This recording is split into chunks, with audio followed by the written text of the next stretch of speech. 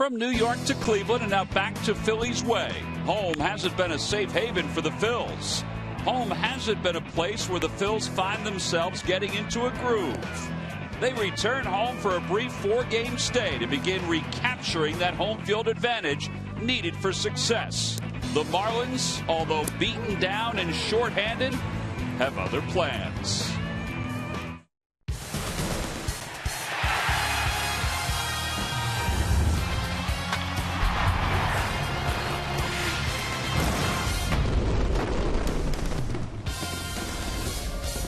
It's a return home for the Phillies to Citizens Bank Park, and for Delman Young, it's a return to the outfield. He'll be the starting right fielder tonight for the Phillies, a position he's looking forward to getting back to, and he'll be batting fifth as the Phils get set to take on the Miami Marlins in the start of a 4-game series on an absolutely gorgeous night for baseball here at Citizens Bank Park. And speaking of Citizens Bank Park, the Phillies are trying to get their mojo back at home. 6-8 so far this year, around 500 last year. This used to be the best home field advantage in all of baseball. Hi, everybody. I'm Tom McCarthy along with Chris Wheeler. Yeah, the Phils are looking to play better baseball here at Citizens Bank Park, and they hope that will spur on success when they hit the road next week to San Francisco and Arizona. And they're going to do that tonight with the hopes that Kyle Kendrick will match what he did his last time out. Well, he's been their best pitcher, Tom. There's no doubt about it. Some of the other guys with bigger names, they just haven't been able to win, even though it isn't all their fault. But Kyle Kendrick, every time he goes out there, you think you're going to get a good start out of him, especially last week. Little backdoor cutter right there. He's used his sinker well. He went upstairs with a fastball. There's a real good changeup. All his pitches have been working for him. He was surgical in this game against New York the other night, pitching the complete game. Got David Wright to chase on a pitch up high. Got his ground balls, quite a few ground balls, in fact, in that ball game. When you look at Kyle Kendrick, you think about how it started last year when he went to more of that sinker changeup mix. Started about the All-Star break. Since that time, tied for second in MLB with that record, 8th in Major League Baseball in his earned run average. The opposition only hitting .214 against him. Excellent strikeout walk ratio. When you look at his numbers, this guy deserves to win a lot of ball games, and they have. Well, he's had a lot of success against the Miami Marlins. 10 victories during his big league career already against the Marlins. So it is game 1 of this 4-game series. It's Alejandro Sanabria on the mound. They call him Alex for the Miami Marlins, and he'll be opposed by right-hander Kyle Kendrick, as we said, making his 6th start of the year. Well, the youngsters are getting a chance to soak in the sun, find some trinkets around the ballpark, and get a chance to enjoy their Phils returning home. We see you. Lineups and first pitch coming up next. Phillies baseball is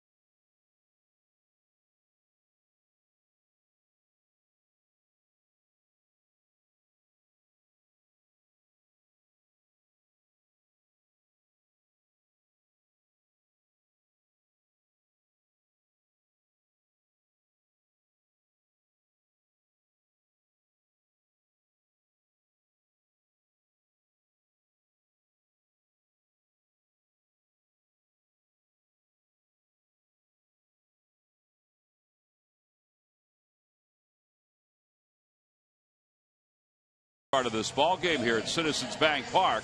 The Phillies have just now taken the field as we get set to begin a 4-game series between the Phils and the Marlins. Maybe looking for the llaves, the keys. You think that's what he's looking for? Could be.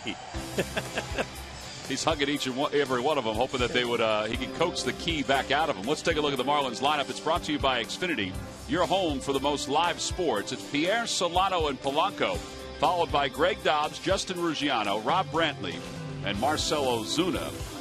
Echeverria, the shortstop, bats 8th, and Sanabia, the pitcher, bats 9th. And they'll face Phillies right-hander Kyle Kendrick, who over the last 10 months or so has turned himself into one heck of a starting pitcher for the Phillies. Yeah, he's doing such a better job, too, getting left-handed hitters out, using the changeup and his sinker ball. And very, very effective with the tempo of the game. He keeps the game moving, isn't in the stretch all that much, and has done a really good job of commanding the game. He kind of like the way Cliff Lee does, or Roy Halladay when he's pitching really well. Cole Hamels. Those guys, when they go out there, they set the tempo for the game, and then everybody has to follow along. Here's our scouting report on Kyle. So we have his fastball. Talked about that changeup sinker mix. How about the last 3 starts to have a 0.82 earned run average? That's amazing. I think, as Charlie said today, he's pitching with a lot more confidence. Physically, he's in a whole lot better shape, even though he's always been in great shape, but he's got himself stronger in his base, and that certainly has helped as he's moved along over the last year or so. Well, the Phillies do return home for this 4-game series after an okay road trip. 3 in New York, where they swept the Mets, and then they got swept by the Indians the last 2 days out in Cleveland.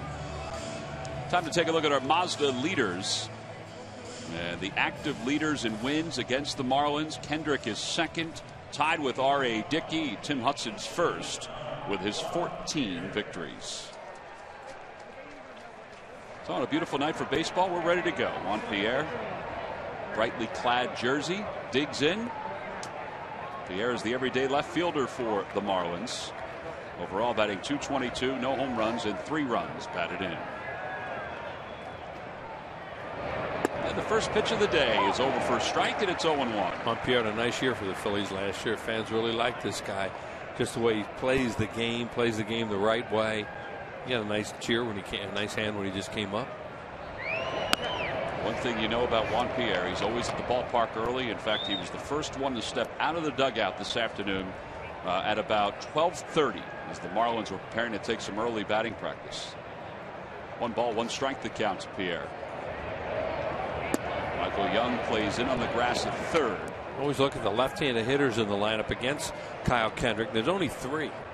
Pierre being one of them, and Greg Dobbs another, and then Brantley the catcher.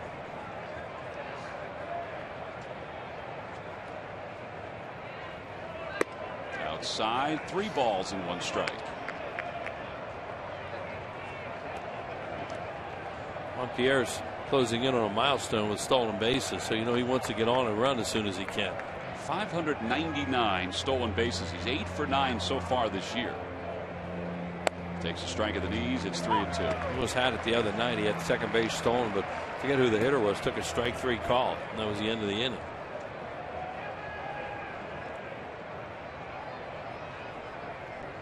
It's full 3-2 to Pierre.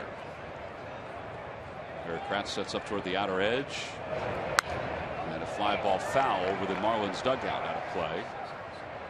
What a one-handed catch. Yeah, really, guys just sitting over there. Didn't even stand up, reached out and grabbed it with one hand. He was busy. Now he's going to stand up. Yeah, he's going to take a little bow now. That was a great play. Solano on deck, Donovan Solano.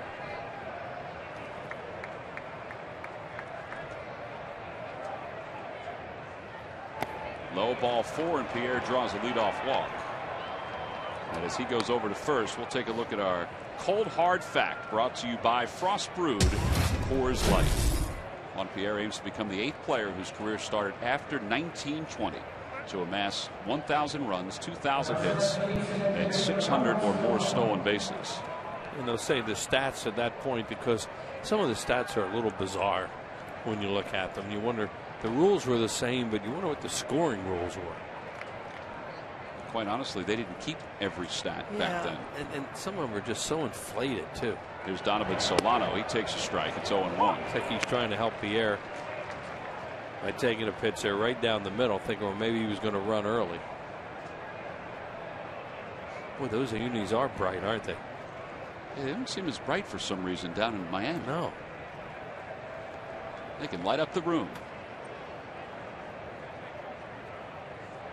Pierre Broca then stopped, and the pitch is popped foul over the Phillies dugout out of play. It's 0-2. Put one of those uniforms next to what we're wearing tonight, and you have to wear sunglasses. It's a hot sellers, Wheels, and these pullovers that we're wearing. Are they? Yeah. Good. They're very comfortable.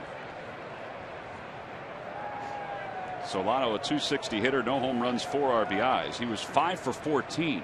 I know this is one of Murph's favorites. He does like this pullover. He campaigns for it. Line drive, base hit to center field. Pierre will stop at second. And Solano's aboard. Now the Marlins with runners on first and second with nobody out here in the top of the first. Well, it is time now for our Nissan Keys to tonight's game. Maybe the best night we've had all year. It's really pretty out here. And it's a real quick homestand with just 4 games against the Fish. So try and win some ball games here. Get straightened out a little bit at home. And Delman Young is in right field tonight for the first time for the Phillies. They hope he can add some offense to the ball club and be respectable out there. And they don't know. Had a long conversation with Delman about playing right field earlier today, and very insightful stuff about why he's comfortable there and how much he's looking forward to being out there. Here's Polanco, 0 for 10 in the series against the Mets. Well, he's a little deep right now for Polanco, but you know, maybe they want him to play deep or they'll move him around a little bit. But Polanco too is offside there, and we've seen him shoot so many balls into right field. That's kind of deep. Well, Juan Samuel is bringing him in just as we speak. Well, Sammy he's got our headset down there. You got to tell him that one. He'll like that. There goes Pierre heading to third. The throw by Kratz is not in time. And it's stolen base number 600 for Juan Pierre. A heck of a milestone for one of the greatest guys you'll ever come across in the game of baseball. And he's saluting his teammates who are clapping in the Marlins dugout. Joey Espada, the third base coach, patting him on the back. Yeah, Juan Pierre is one of those guys you can be happy for. And he plays the game the right way. He's been a good, honest player all his career. He slides to the outside part of the bag, beat the play. Well, he looked like he was out looking at that replay. I thought he was out to the naked eye, but I don't know if when you watch it from that angle. First and third, 1 ball, 1 strike, the count to Polanco. The Phillies will play for 2. He surprised Solano with that because he didn't go.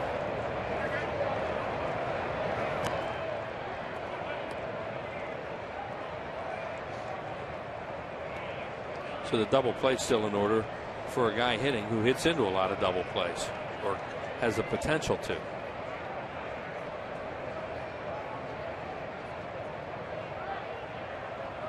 Ground ball toward third. They'll go for 2. Nutley with the turn at second. A run scores. It's 1-0 Marlins. And there's that first and third with nobody out.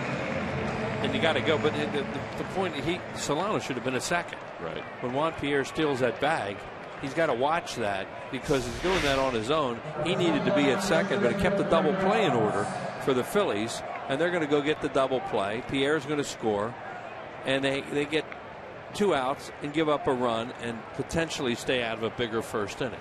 You saw Pierre turn his head back toward Michael Young as he was coming to the plate, and that was to see if Young was going to decide to come to the plate, and then he would get into a rundown. And he knew he wouldn't because he was playing so deep anyway. When the third baseman plays that deep, he's telling you they're going to go for a double play if it's hit to him. Greg Dobbs hits one down the left field line, slicing out of play, and it's no balls and 1 strike. It's when the third baseman's up even with the bag, hanging around that area. That's when they're saying, all right, we may come home.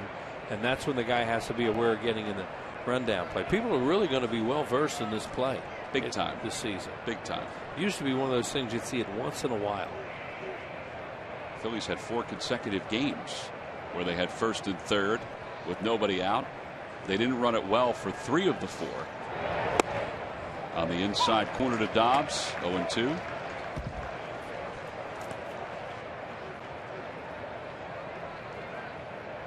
Kyle Kendrick going right through the Mets with a shutout the other night and gives up a quick first inning run. Started out with a leadoff walk.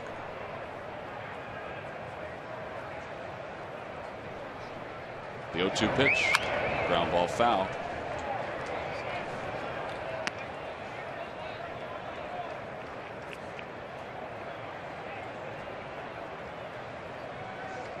Roy Halladay and Cliff Lee sitting down.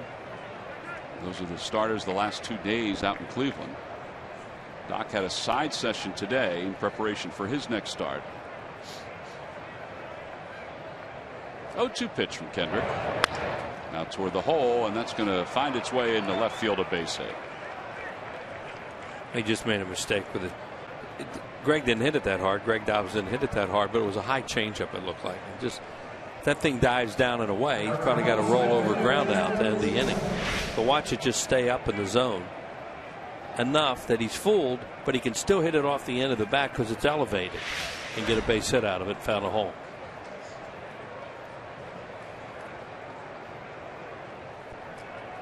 Justin Ruggiano, the batter. Ruggiano, the center fielder for the Marlins, a .239 hitter. And he lines one on one hop right at Rollins. And he'll flip to second. The side is retired. The Marlins do strike first. They get a run on a double play off the bat of Placido Polanco. Middle of the first. It's the Marlins 1 and the Phillies coming up.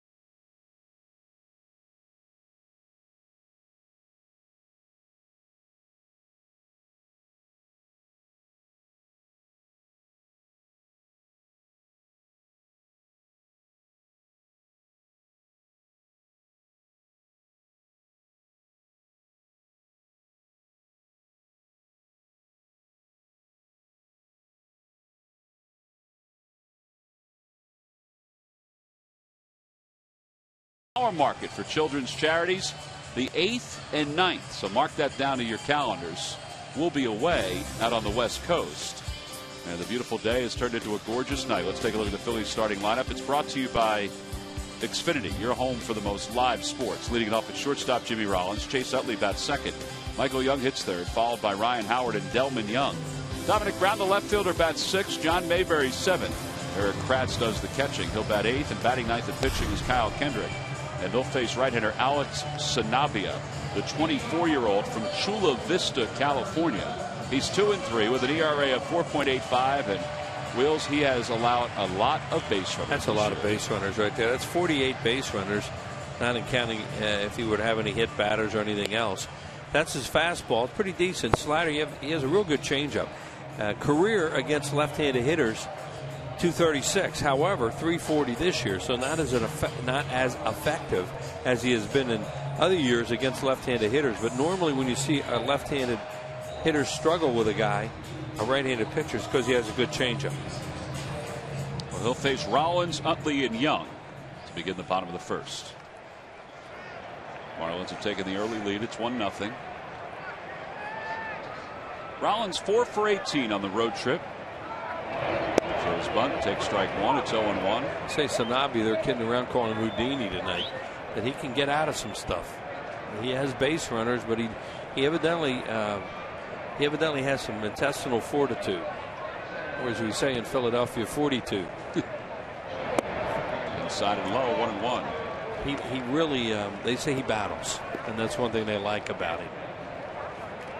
He has some interesting numbers against some teams. In fact, against the National League East this year, or during his career, he's 3-0 with a 1.13 earned run average. That includes a start against the Phillies a couple of years ago in which he allowed just one run, and it was a home run by John Mayberry.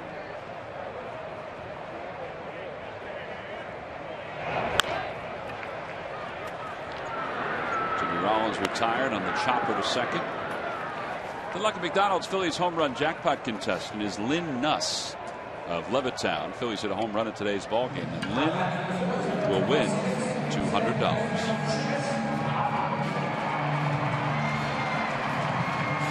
Chase Utley hitting 2 tonight with Young in the lineup. Delman Young. Charlie had a chance to go and break up the left-handed hitters, even though they only have one left-handed pitcher in their bullpen. It's Mike Dunn, and he pitches every game against the Phillies. Seems like it.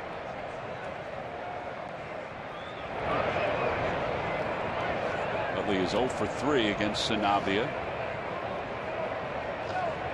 290 hitter, 5 homers, 19 runs batted in, and he takes low. It's 1-0. Last night, the starting pitcher for the Indians, Trevor Bauer, walked 6. But the Phillies were unable to capitalize on those 6 walks. They had just 1 hit in addition to the 6 walks. And he was sent out today, sent back to the minor leagues. Well, he was different to watch. He had really good stuff, obviously. He was able to drop hook.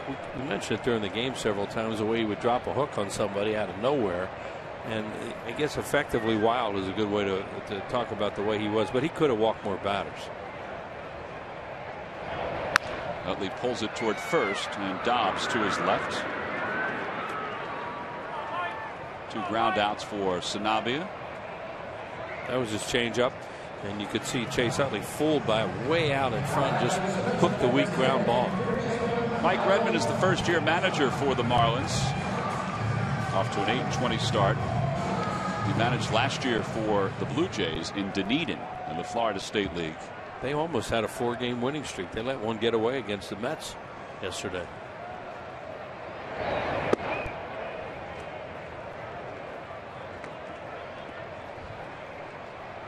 Marlins are 9.5 games back in the National League East. The Phillies 5.5 games back. Outside and low, 2-0 to Young.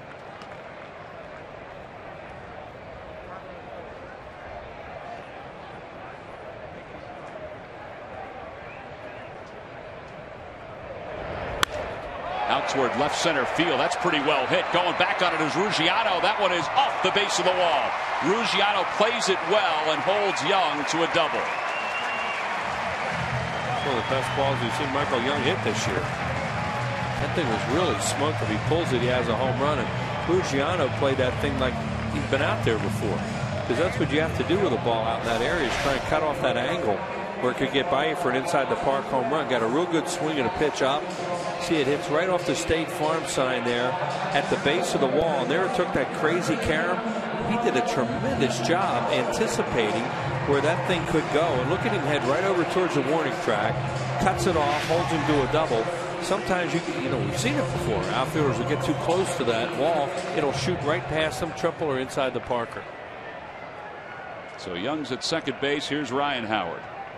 Howard 10 RBIs in his last 7 ball games. He was 4 for 18 on the road trip. Did not have much success in the series against the Indians, but then again the Phillies didn't have much success. They hit 136 against the Indians. They were 8 for 59 in that ballpark.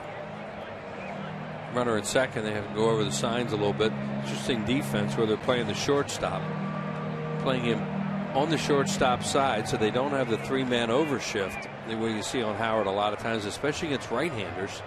And this guy throws change-ups, so there's a lot of room for him to shoot something through here.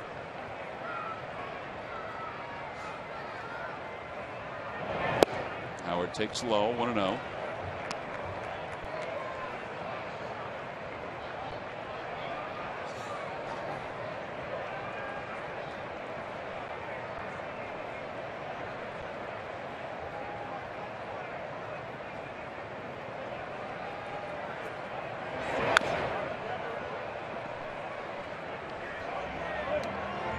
Third pitch is a breaking ball, curveball, slider type mix, but he's going to throw fastball, changeup for the most part, especially the left-handed hitters. He just threw a changeup to Howard on the outer edge.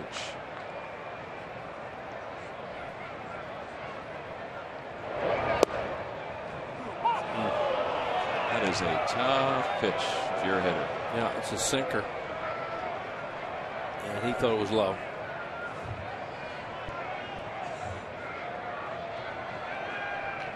Eric Cooper's the home plate umpire. The crew chief is Jeff Kellogg over at third. Paul Schreiber, Chad Fairchild at first and second. In the dirt, blocked by Brantley.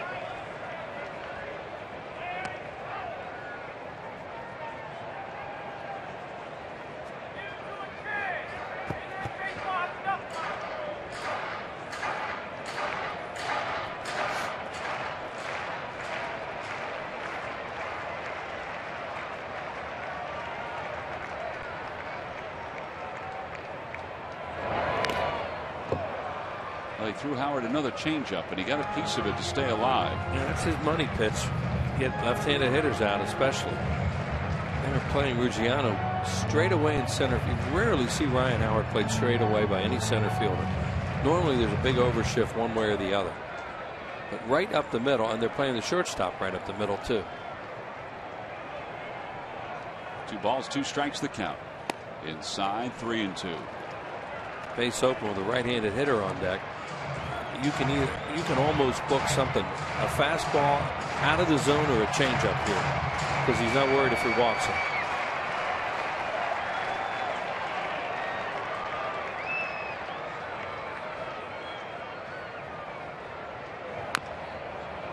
He threw him a changeup. He's basically thrown the changeup in the same spot to Ryan Howard in this at bat. Well, his changeup is like most right-handers. It's a choke change, and it's a down and away. It'll go down and away to left-handed hitters. That's what they want it to do. Kyle Kendricks is like that.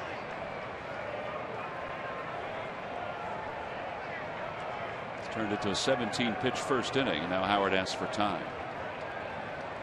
He's got enough fastball, though. It's really, I don't think hitter can go up there and just try and hit a changeup off this guy and think you're going to foul his fastball off. He's got enough velocity, he can sneak it by you. But they can't get together on what they want to do here. So Brantley's going to trot out to the mound and talk to Sanabia. Sanabia missed an opportunity to be in the major leagues the last couple of years because of injuries. He had a strained elbow in 2011. That was the last time he was in the big leagues before this year. And last year he spent most of the season at AAA, but also spent time on the disabled list with a strained oblique muscle. And Mike Redmond, with a fresh set of eyes, got a chance to see him in spring training this year. Swing and a miss. He went after him with a high fastball, just as you said, Wheels. If it was going to be a fastball, it was going to be out of the strike zone, and it was. And the Phillies leave one in scoring position. We go to the second inning here in Philadelphia. It's 1-0 Marlins.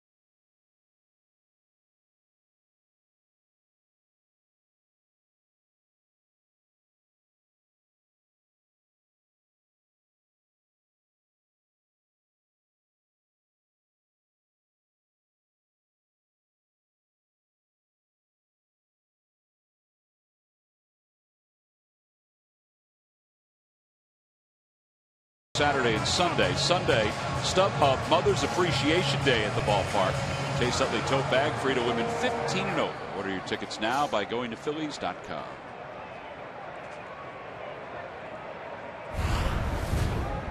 Top of the second, 1-0 Marlins. Brantley, Ozuna, Echeverria, the scheduled hitters against Kyle Kendrick. And the first pitch is hit in the air to center field. And John Mayberry playing center field for Ben Revere tonight. Makes the catch, one away. That'll bring Marcell Ozuna to the plate. Let's check in with Murph. Delmon Young making the start in right field tonight. And I talked to him before the ball game, and he was looking forward to it.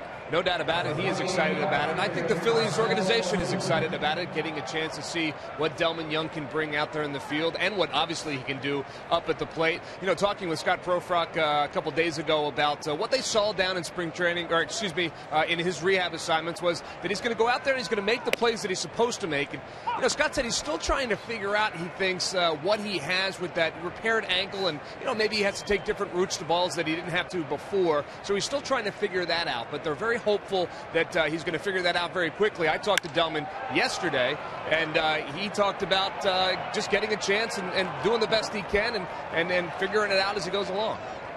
Well, Marcell Ozuna just figured out that pitch from Kyle Kendrick and sent it over the head of John Mayberry in center for a one-out double. Mayberry played it properly. He waited for it to come off the wall. That ball was that Ozuna. You look at his minor league numbers. He's got some power. He's going to hit homers by accident sooner or later. And watch him play a little bit this week in some games. He's got a chance to hit. Well, he's only 22 years old. They brought him up when Giancarlo Stanton went on the disabled list this past weekend. That'll bring Echeverria to the plate. Echeverria hitting just 184. He looks a little bit, when you look at his body type, he looks a little bit like Raul Mondesi. And I'm not saying he's Raul Mondesi because he was some player, but Raul Mondesi was short and strong and had a quick bat.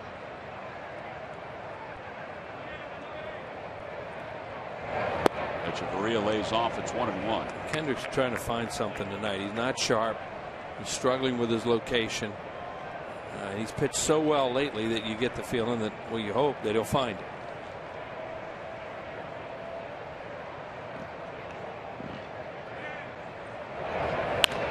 Over to third, big hop for Michael Young, long throw, and there are 2 outs. And that'll bring Sanabia to the plate. Getting back to Delmon Young. Delmon began his baseball career as a third baseman and then was moved out to the outfield. And with the Tampa Bay Rays, he said something kind of interesting. He said with the Rays, they wanted him to play, and every outfielder, every position, when he was in the minor leagues. You see, left field 544 games, center field 30 games, and right field 163 games. Right field was the first place he went to after playing third base. And he said he's just more comfortable with the angles. As Sanabia takes a strike, it's 0-1. He's fighting the sun out there right now. That little bit of sun that's coming through. That's why he keeps putting the glove up. As you're talking about him, he keeps putting that glove up to his eyes, and he's trying to move around to get out of it. You shouldn't have to worry with this guy up, but you never know. 0-1 the count. Down and away. 1 ball, 1 strike. 2 for 33. Just a little bit there over in the corner where the sun's setting to the west, and it was coming into his eyes and bothering him.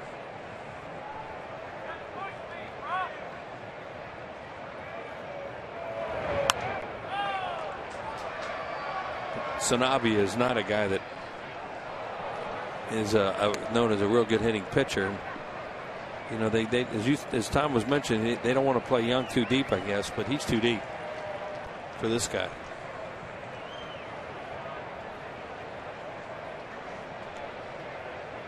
This guy hits one over his head. Walk the bluebell. Uh-oh. And the dirt 2-2.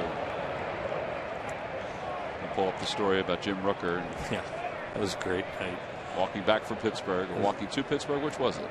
He said he'll walk. I'll walk home. I'll walk home. I'll walk home. And they were in Philadelphia playing the Phillies, and had a big lead, and the Phillies had come from behind to beat them in other games in the series. He said, "We're not losing this one tonight. I'll walk home."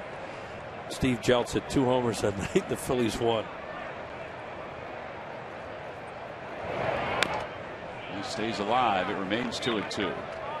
That was Jeltz's night, because we used to have this game. We flew to Montreal that night. We used to have this little game. You'd put a couple bucks in to the first bag off the carrier, the baggage thing, the carousel. His bag came off first that night. He had a big day. Oh, 2 homers.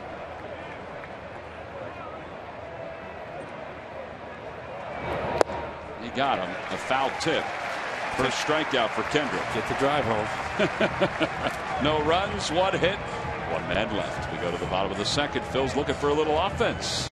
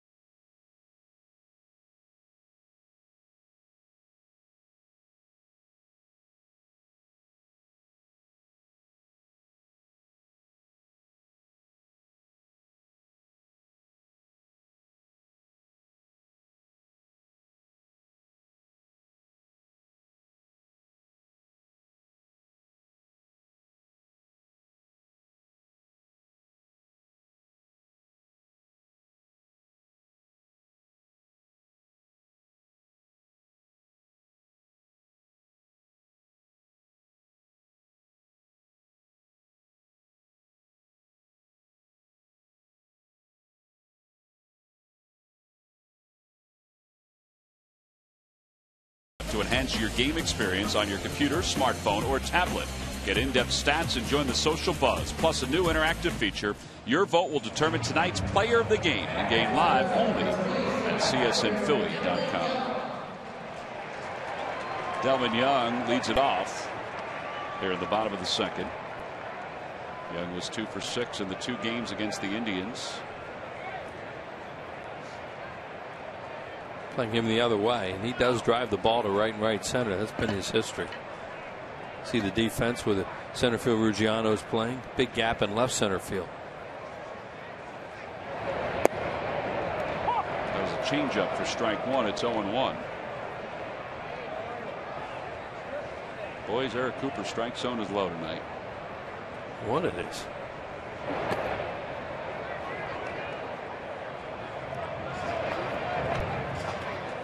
Delman during his rehab hit .367.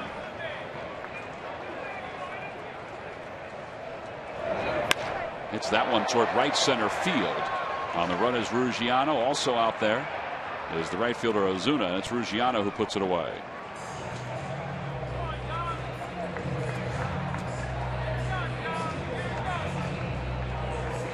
One gone. Dominic Brown comes to the plate.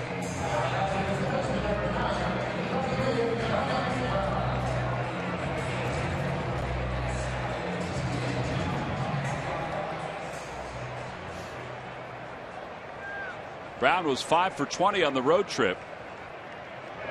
His average at .244.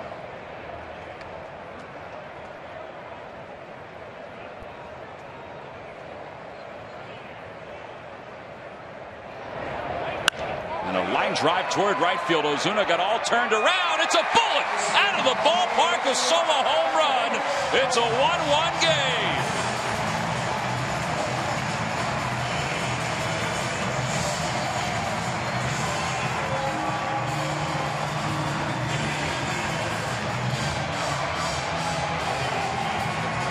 Fourth home run ball thrown by Sanabia this year.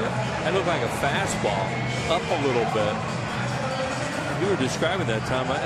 agree with you. I didn't think it was high enough. It just didn't come down. It just kept on staying as straight as it goes. You see it, the fastball was supposed to sink down and away. It tailed right out over the plate. It had a little top spin on it, and that's what it looked like. It had top spin. It was going to come down in a hurry. It didn't come down until it smoked that guy's hands out there. Well, if you timed it, it's one of the fastest home runs we've seen this year. So a 1-1 game for Dominic, his 4th home run. And for Lynn Nuss of Levittown, you've just won $200. Compliments of the McDonald's home run jackpot. 1 ball, no strikes to Mayberry. You know, they have hang time when, you know, a punter lets go of a punt. Well, about 3.5 seconds from the time it left his bat to get into the seats. It didn't take long. 3 of the 4 homers now often by left-handed hitters. A liner to left field. Pierre going back toward the track, makes the catch. That one kind of hung up there a little bit. He didn't get it on the sweet spot. And there are 2 outs. And out front a little bit too, as you said. He didn't get on the sweet spot. Might have gotten it on the end of the bat. Off-speed pitch. It's one of those that look good off the bat. It just didn't sound the same as Dominic Brown's. No, Dominic Brown sounded like those balls in Cleveland the other night. Which one of the 7, Wheels? A lot of them. It's hard to pick. Larry Kratz, the hitter. Kratz, 191 this year, 2 home runs, 7 RBIs. Back to his role of being the backup catcher. He was behind the plate when Kendrick threw the shutout against the Mets. And Charlie Manuel figured he would give Carlos Ruiz one of these days off, so he decided to make it today. Said for Carlos, it was just a matter of getting his timing back at the plate. And he said, "Don't be surprised if he catches you 3 games in this series." Swing and a miss. Second strikeout for Sanabria. And the Phillies are retired here in the 2nd, but they do tie it up on a home run by Dominic Brown. Count it, folks. From the time it left the bat to the time it went into the seats, 3.5 seconds. It did get out of here in a hurry. We've completed our first 2. It's Miami 1 and the Phillies 1.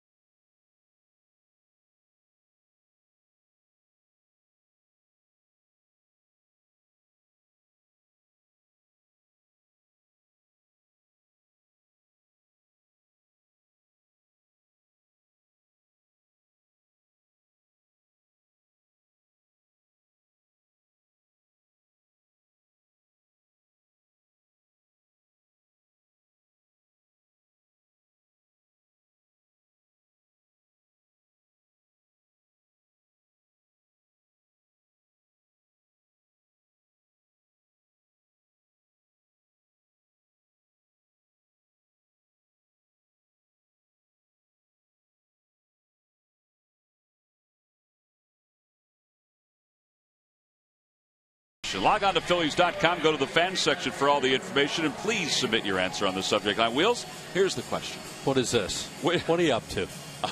We never do this on camera. I'm not up to anything. You're up to something. No, I'm not the producer or the director. Okay. Here we go. Yeah. Which 2 Marlins won World Series MVP awards? Okay. Why are we? All right. Everybody wanted to see our jackets. Yeah. They wanted to see the pullovers. Okay, well, you can't blame me for being suspicious. We just wanted to see because we describe every once in a while that you nod yes or shake your head no, or you go like this, and then the thought bubble comes out over your head. The Annie Hall movie. Yeah. So we just wanted to see what your reaction was. All right. Under the glove of Kendrick, Utley behind the bag, just in time to get Pierre. 2 World Series MVPs, huh? It was all very innocent, Wills.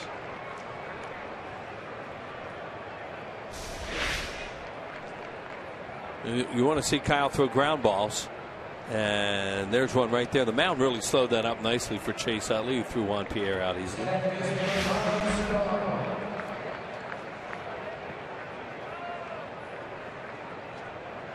That's a mound 4-3, not a 1-4-3. M4-3. Right, keeping score. Solano takes down and away. 1 ball and no strikes. Solano single to center his first time up.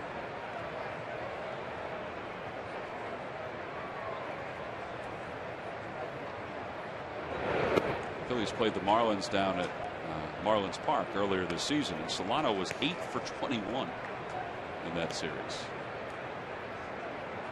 And last year he hit 327 for the Marlins overall. Part of the reason why they thought he could be the everyday second baseman this year. And he lines his second base hit of the night, this one over to left field.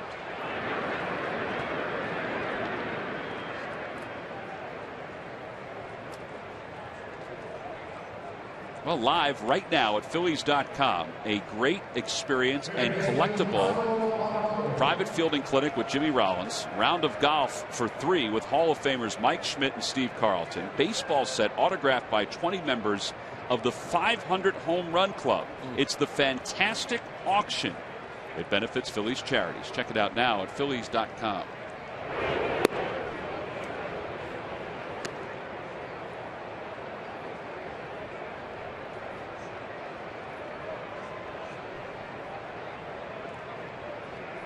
Those are some great items. Really? Played golf with Mike Schmidt and Steve Carlton, all those 500 home run guys. Strike at the knees, and it's no balls and 1 strike.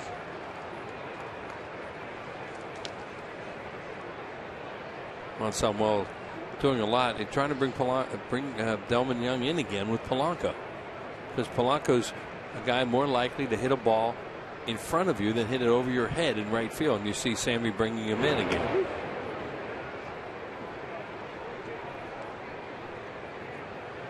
Delmon said when he was playing for the Tampa Bay Rays, George Hendrick was the outfield coach, and George left it to the instincts of the outfielders in a lot of cases to decide where they were going to play, particularly down at Tropicana Field. Inside, 2-1, and Delmon said that's where he learned how to play right field. He did have assistance from George Hendricks, so did B.J. Upton, so did Carl Crawford. That was a very talented outfield. It was a very athletic outfield. Well, you have to know the hitters. You have to know the situations. This game has not changed from day one, in that you always have to think before the pitch is thrown, what do I do if the ball's hit to me? Some do it better than others. 2-2 the count to Polanco. There's a bear down factor involved in that, and in Polanco's case, in this point in the game, you're thinking the ball in front of you.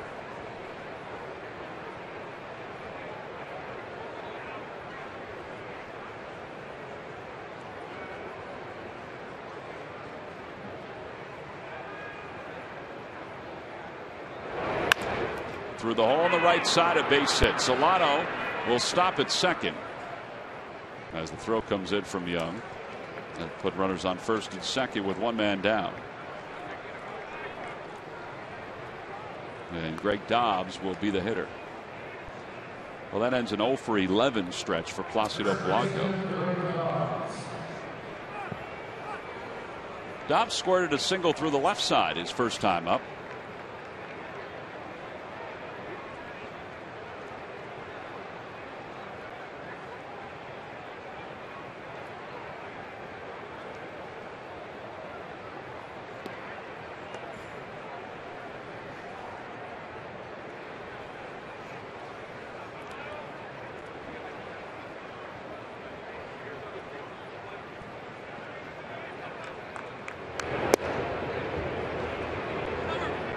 He was sharp in the second inning. He did allow the double with 1 out, but then got the 8 and 9 hitters pretty easily. He's battling a little bit right now. The score tied at 1. The Marlins have 5 hits already in the first 3 innings. Yeah, 42 pitches already because he's just not sharp tonight. 1-0 the count.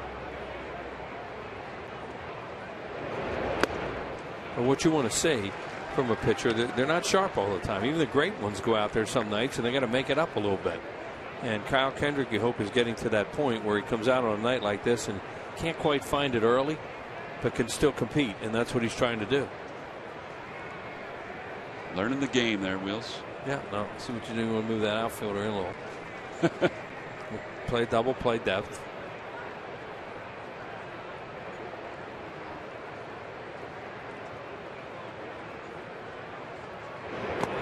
That is something you look for. Fans can look for little things. And now you're on your pull side with Dobbs. So you're going to play Young deeper, and you're going to bring Brown in a little bit in left field in the offside. And you do that with almost all hitters, except later in the game, in game situations where maybe everybody's back and they don't hit it over my head.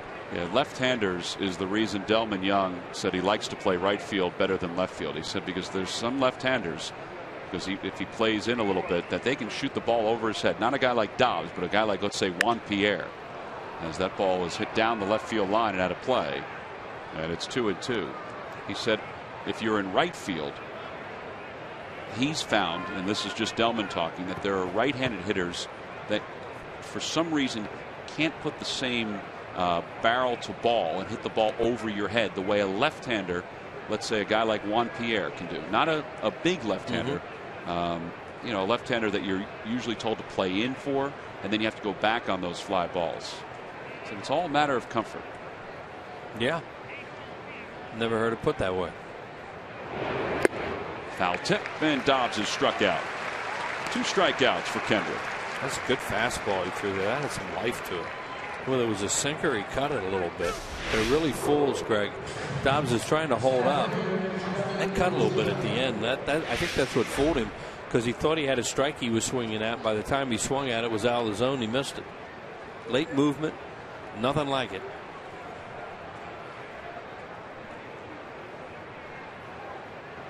Now Ruggiero grounded it to a fielder's choice. In fact, it was a line drive one hopper into a fielder's choice, and the first pitch is low and away, 1-0. This guy has some power.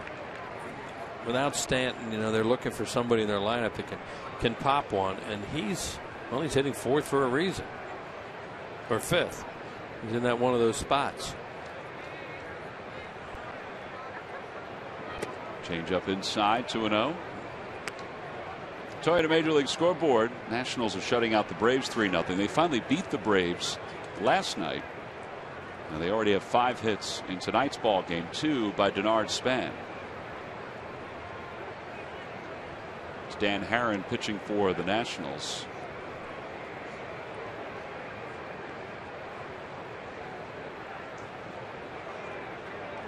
And I believe Detweiler's pitching Dan Herron's pitching for the Nationals.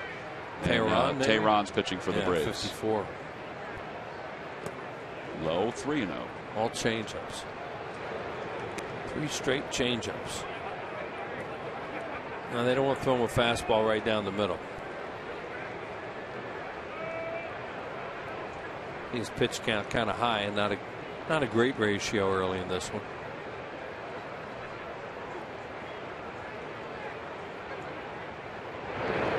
All 4 and the bases are loaded. That'll bring Brantley to the plate. Second walk issued by Kyle. He's just really having trouble commanding stuff. During the 2013 season, Turkey Hill will contribute $100 for each Phillies victory and 5 cents for each carton of Phillies Grand Slam ice cream. Sold to support the Phillies youth baseball and softball programs. Brantley flied out to center his first time up. 23-year-old who was acquired from the Detroit Tigers last season. Marlins sent Anibal Sanchez and Omar Infante to the Tigers for Brantley. And he's ahead 1 ball and no strikes. Pitch he's really struggling with tonight is a sinker. It's up in the zone. And it hasn't really gotten hurt yet, but he's got to be careful, because that's a pitch that can really get hurt on high sinkers.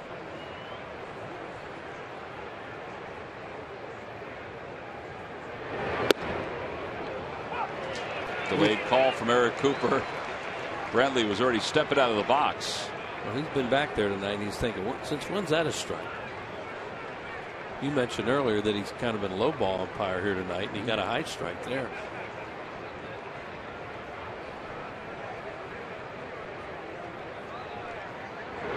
Changeup, 1-2. That was one of the best changeups he's thrown.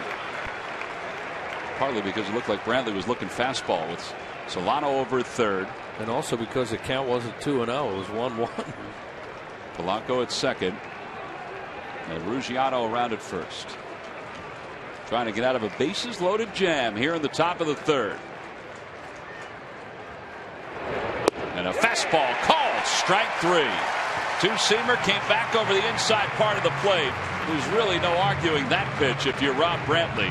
And Kendrick does work out of a bases loaded jam. No runs, 2 hits, 3 men left, and a couple strikeouts for Kyle Kendrick as we go to the bottom of the third.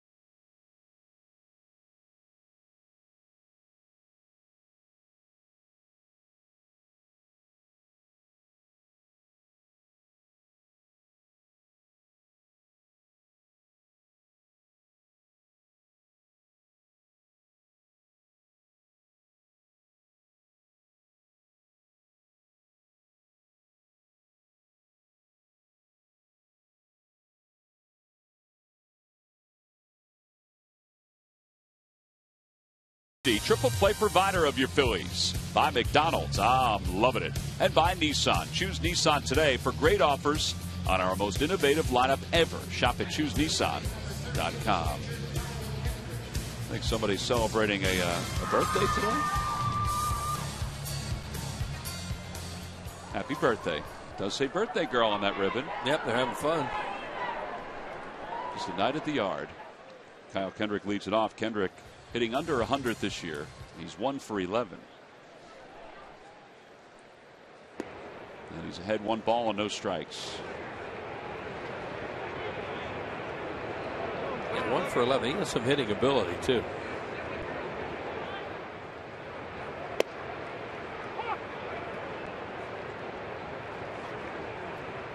Well, their right fielder Ozuna is playing him where you should play a pitcher. He's shallow. Right-handed hitting pitcher. Honestly, Juan Pierre's pretty shallow too. Yeah, there's where the right fielder is. But throw it out. See right there. Nice arrow, Will. Oh man, that was good. Thanks. Out toward left center field. That'll be in for a base hit right off the end of the bat. And Kendrick's aboard to lead off the third. Good to see that pitcher get on with nobody out. And it's your pitcher. Old pals chatting down there. Got a fastball. Got it off the end of the bat a little bit. Parachute, base hit. Second hit of the year for Kendrick. They're going to hold him on. Greg Dobbs was holding him on. Then he got a signal from the dugout from Perry Hill and said, "Get back behind him." Yeah, that would make more sense.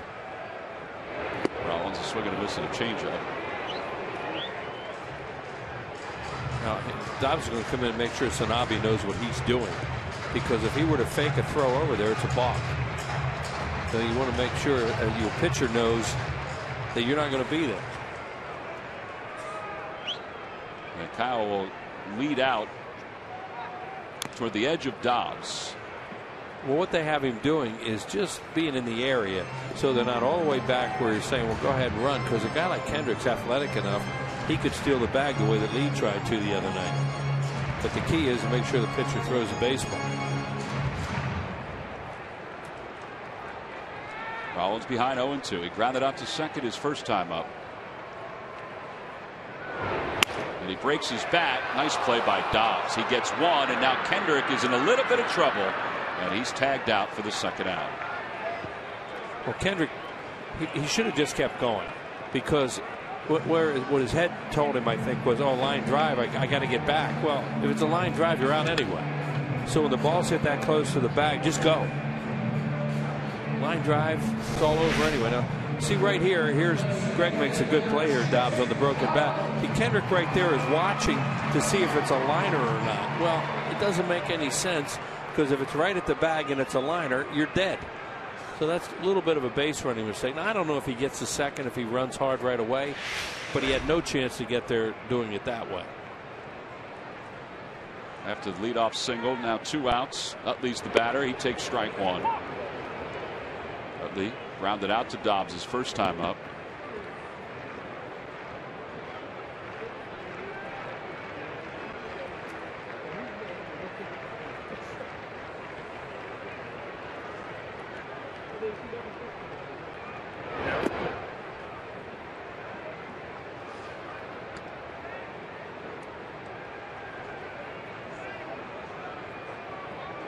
And the other thing that Kyle could have been thinking was he's going to look behind him, then he's going to try and get in a rundown. Whatever. That's a double play. You're really in trouble on that play.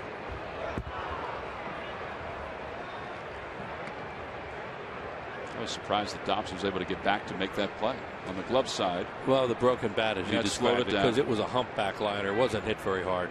If it's hit hard, it would have been a lot tougher.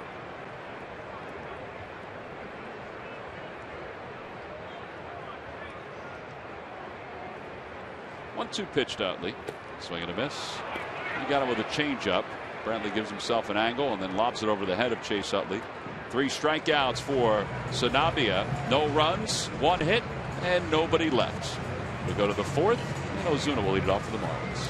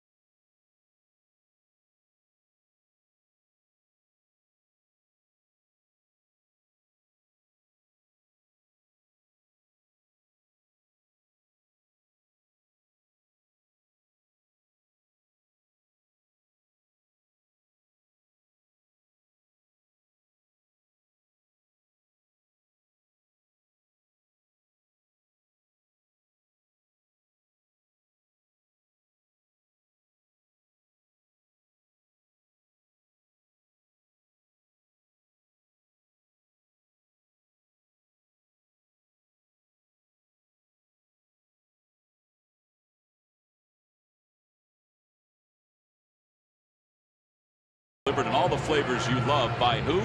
But W. Mason. That's right, Sarge.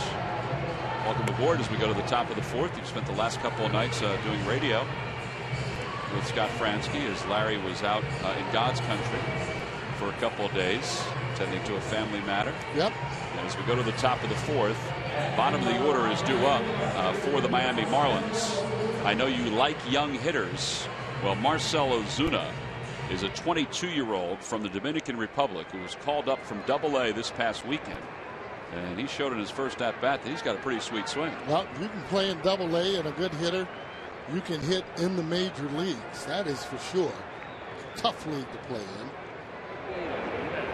Ozuna takes a strike. It's 0-1. He was hitting .333 with 5 home runs in Double-A, but he missed the first couple weeks of the season because he's coming back from a broken wrist. A spinner up the first base line, and it's still spinning. And it stops in the grass, so a foul ball. I thought Wheels' assessment earlier about Ozuna was right on, that he looks like a younger Raul Mondesi. He does? I think he does. Look yeah, at me. He's a little bit stocky. Yeah. You know what? I always try and get just a little bit careful on comparing the players. Yeah, Mondesi definitely was stocky like that. Yeah, I think that's what he meant physically. What, he said he's not the same player, but physically he looks like Mondesi. Yeah, I was going to say that there's not a fastball that Mondesi wasn't going to hit. Hit third in the lineup most of his career, and you're talking about just a super player in Mondesi. And for Ozuna, who had 24 home runs last year, he can play each of the outfield positions, kind of like Raul. As Echeverria takes strike one, it's 0-1. Well, the mere fact that he's hitting in double-A and off to that good start. Again, tough league to be able to hit in. Both double-A, triple-A. But no balls, 2 strikes the count.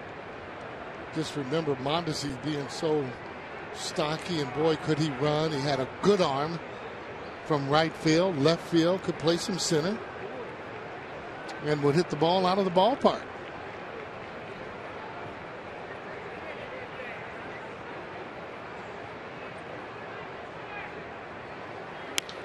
Out toward left center field. That's pretty well hit. Brown on the run, out into the alleyway, and he can't get it. And Echeverria is thinking about 3. Rollins gets to it, but can't handle the short hop. And it's going to be a triple for Echeverria. Wow. That's his second triple of the season. Well, this is a play that they practice on in spring training just about every single day, and what it's called is cutoffs. Take a look at it. The ball will be hit right in the gap. We've talked about it. If you're going to the wall, you think you can't get it. You got to back off. Dominic going down. Now this is where it messes up. When you can't get the cutoff, Andy, is actually what you didn't be able to see it. When you short arm him, he's not able to pick it clean. Difficult to get the runner. So now Sanabia, the batter, with a runner at third and 1 out. So the Phillies play the infield in. Sanabia struck out his first time up.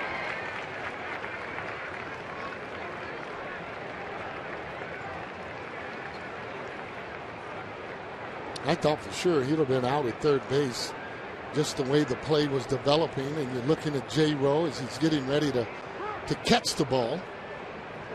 But on that play on relays, everything has to be clean from the outfield to the infield and right to third base there where Mr. Young was.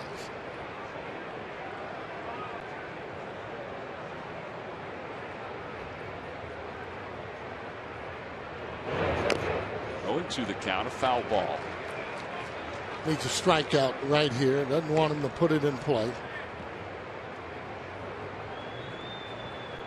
Joey Espada, the third base coach, whisper in the ear of Echeverria after giving the signs to Sanabia.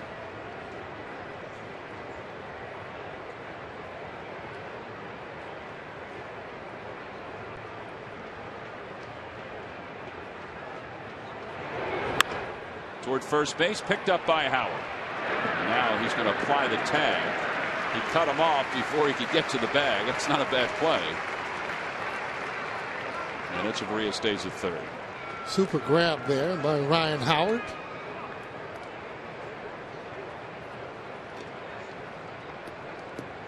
And obviously was not going on contact. Take a look at it now. Watch that runner as he starts. He's going to look to make sure it goes through. Doesn't go through. He just goes back. The reason you're not going on contact simply because you have that leadoff hitter coming up. You'd rather have Juan Pierre take his chances as opposed to the pitcher. Off the hands, out toward Rollins, and that'll do it for the top of the 4th inning. Boy, grown man hit that ball, Tom. Well, Kendrick works out of another jam. This one here in the 4th, leaves one over 3rd. Grown man's a pretty good player. Oh, yeah.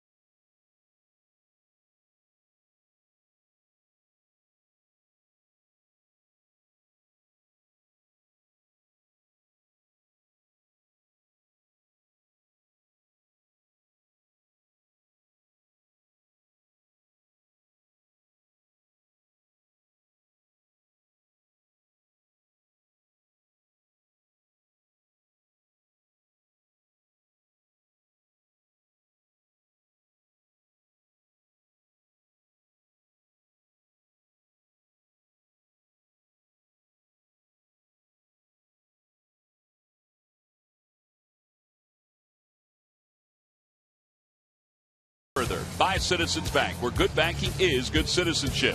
Isn't it time you experience good banking? And by Chevrolet, visit your local dealer at ChevyDealer.com.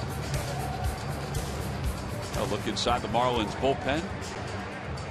See all the folks milling around out of in Ashburn Alley on what has just been one of the best days and nights that we've had here at the yard. Sanabia talking with Placido Polanco as we get set for the bottom of the 4th. Michael Young, who doubled his first time up to left center field, now has 2,262 base hits. It was his first extra base hit since the 10th of April. Long time. We haven't seen him pull many baseballs, and he pulled that one pretty well. Well, to his credit, though, he stayed kind of with his game plan, staying inside out the ball. Obviously, he would like to have more home runs, more doubles, but the fact is, you know, still hitting 300 right now. That shows you that, for me, he's been consistent in hitting the ball. Low and inside, 1-1. With that base hit for Young, it raised his average to 333. He has 32 hits, 3 doubles, 1 triple, and 1 home run.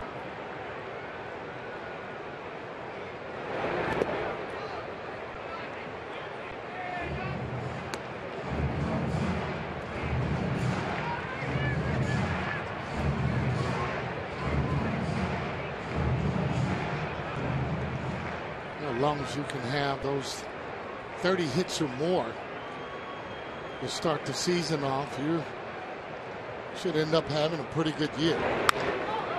Towards center field, and Ruggiano out toward the track puts it away. One gone for Ryan Howard. For years, StubHub has been the place to find great Phillies tickets. And this season, you can get more with your tickets thanks to StubHub Fan Rewards. So get to StubHub. Grab your seats today. Ryan Howard struck out his first time up.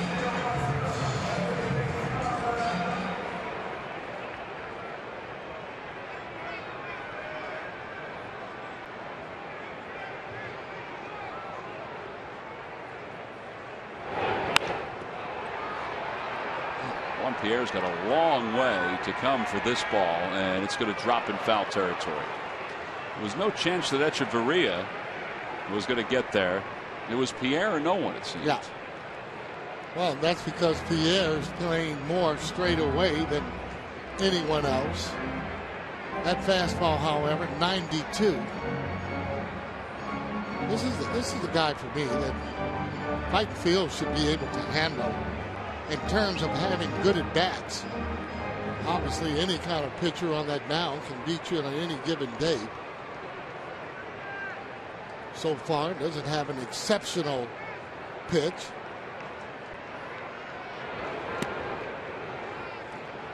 .92, 93. That's good hitting speed there for me for major leaguers, especially right at around the 92. Once you start getting it at 93, but doesn't have a lot of movement, doesn't have an exceptional off-speed pitch. Therefore, I think they should be able to handle it. All right, now why aren't they? They only have 3 hits so far. Well, they haven't handled even over the last couple of games. They're I agree. Just not swinging the bat the way that they're capable of swinging it. And I'm sure those are the questions Steve Henderson has been getting down there, and along with Charlie, on exactly what is going on with the offense. And let's face it, I mean, every time you come here early, they're out there working. If it's not infield, they're having hitting practice. Charlie obviously was a pretty good hitter himself. 2-2 the count to Howard. Yeah, and the other thing too, not swinging at good pitches, consistently swinging at good pitches. And if you don't do that on this level, you're not going to be able to hit the ball the way that you want. Plus, the pitcher is not going to fear you at all. They fear guys that can go up, drive the ball, and also that know the strike zone. Well, somewhere that seems to have been lost even around baseball as far as knowing the strike zone and also having a certain approach. We don't like to throw out a ton of statistics, but the month of April, that's awful. Major League Baseball had its most strikeouts ever in the first month of the season. Yeah. I don't know if that's due to maybe calling more of the higher strikes.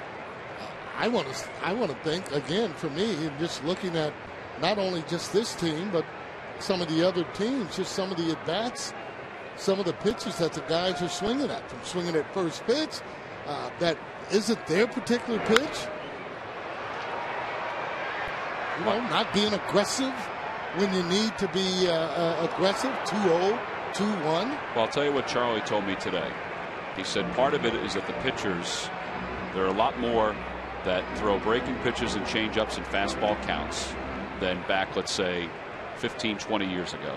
And he said hitters don't have the same approach as guys had 15, 20 years ago. They're swinging hard and aggressive every single time, whether it be 2-0, 1-2, 0-2, 3-1. It's the same swing every single time. Would you agree with that for most guys? But for the most part of it, you know, they do throw a lot more of the off-speed pitches. But for me, if they're doing that, you can wait back longer.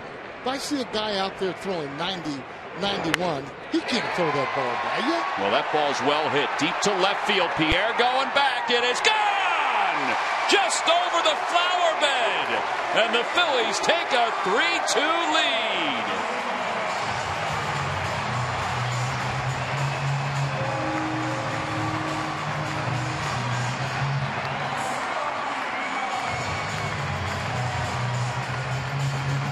That's how you're going to make those pitches fear you, by being able to drive that ball, hit the ball hard. Take a look at it as he goes down, and he actually looked like he was actually going that way. Take a look at his swing. Look at his head going down. That's a good classic swing, hitting against that front foot. And not only that, his balance. You know, every time we see the guys there, if they're not getting hits, take a look at their balance and see where they are with that. Even the ball that Michael Young hit his last time up, his balance wasn't good on that. That's why the ball wasn't driven into right center. It was more of a lazy fly ball, if you will. Well, that home run for Howard is 4th of the year, 17 RBIs. It's 2-1 Phillies. And they count 1 ball and 1 strike to Delmon Young.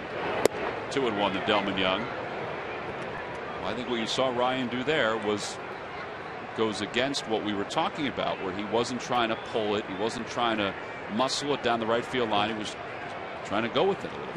Yeah, Ryan for me is one of the guys that you want him to go up there and be aggressive and swing hard. And he's going to strike out, but when he connects, he's going to go out of that ballpark more than not. 2-2 the count to Delmon Young. Delmon flied out to right center his first time up. Yeah, that pitcher something to think about next time when he comes up there trying to throw a fastball in or out. And Delmon's down on strikes in the breaking pitch. And 4 strikeouts now for Sanabia. That home run Ryan Howard hit, and each one the Phillies hit this year, including the one Dominic Brown hit earlier in the ballgame. One tree will be planted by the Pennsylvania Horticultural Society as part of Home Runs for Trees, a partnership between the Phillies, PHS, and Aramark. Home Runs for Trees is part of Plant 1 Million, a project to restore the region's tree coverage. For more information, visit phillies.com/red goes green.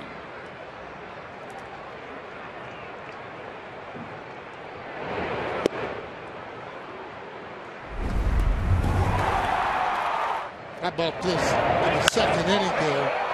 That's a fastball and line drive right out of the ballpark. With those line drives, good things happen.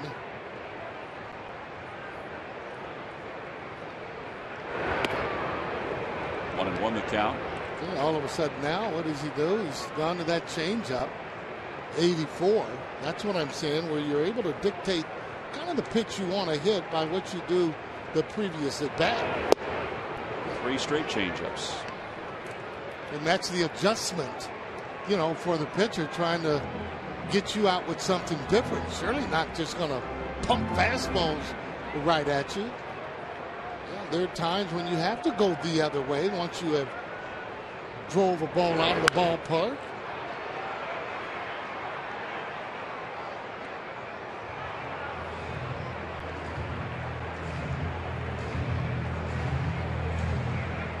Whether or not he comes back now with that fastball or the changeup, and that's just after a fastball. He goes back with a changeup, and Dominic Brown loops it into right center field. That's good hitting.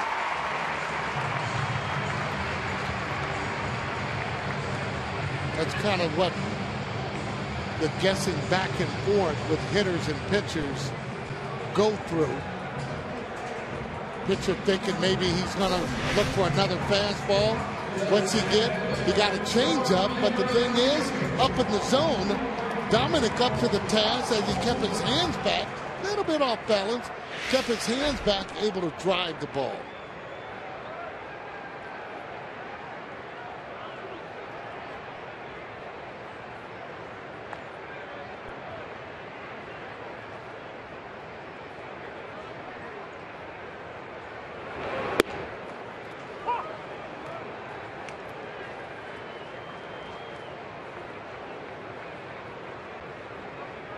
Mayberry continues to get playing time.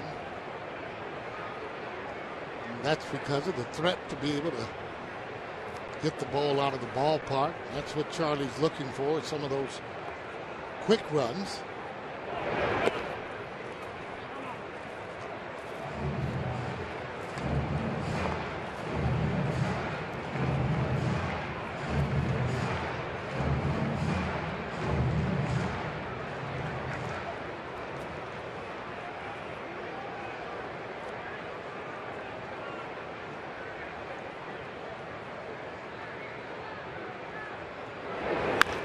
Chopper fouled on the third base line. 1 ball, 2 strikes the count. 2-1 Phillies on top here in the bottom of the 4th on a home run by Ryan Howard. Dominic Brown followed that home run 1 batter later with a single to right center field, so he's at first. And the count 1-2 to Mayberry. Well, once you end up and you're starting to win, you got to put pressure on him, keep running, try and steal a base, try and get into scoring position. There goes Brown down the right field line, out of play. So Dominic goes back to first. MLB.TV is celebrating 11 years. Join the millions of fans and subscribe today. Watch every out-of-market game live online on your favorite mobile and connected devices in HD quality with MLB.TV Premium. Visit MLB.TV today. MLB.TV, baseball everywhere. Mayberry flat out to left his first time up. Hit it to the warning track.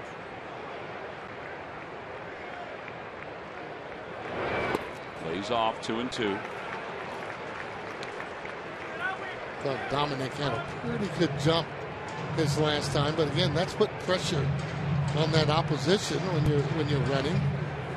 Ball hit in the gap if you're running, should be able to score.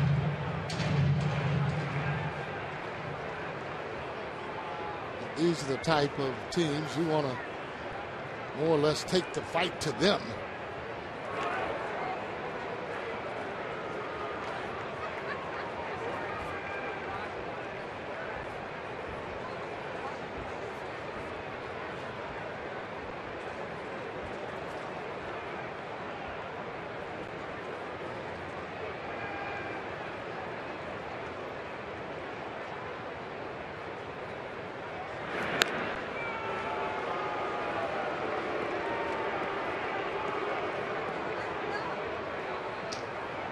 A lot of times managers won't send them 2-2 or wait for 3-2.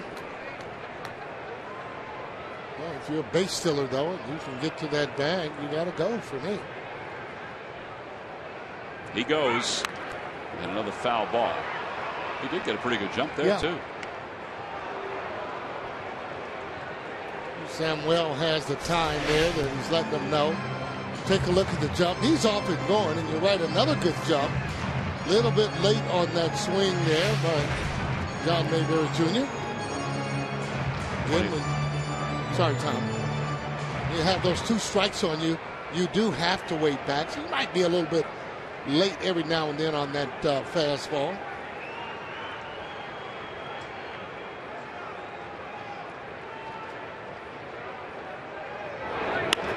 Out toward left field, Juan Pierre floats toward the line and makes the catch. Side is retired, but damage for the Phillies. Ryan Howard goes the opposite way. For Howard, it's his third home run in the last 8 games. Breaks a 1-1 tie, gives the Phils a 2-1 lead. As we go to the top of the 5th inning. They're in Philadelphia. Pretty good reaction from the third base side.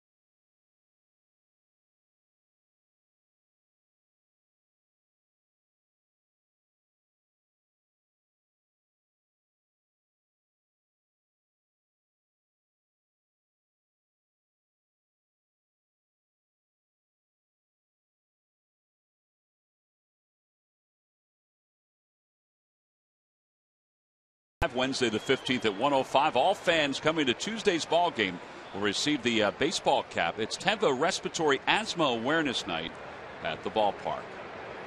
Make your plans now. Go to Phillies.com to purchase your tickets. Donovan Solano leads it off. He's 2 for 2. So Kendrick now has a lead as we go to the top of the 5th. Solano is single to center. He's single to left.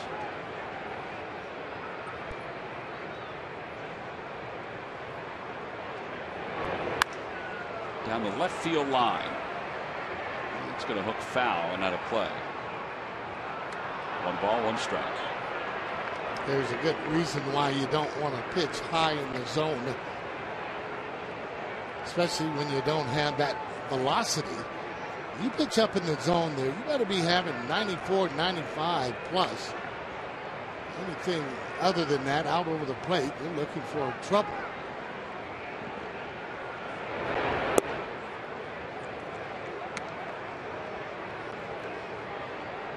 Not as sharp as we've seen Kyle Kendrick before. A little bit more deliberate tonight. Out toward right field, Delman Young, a long run, and it's out of play.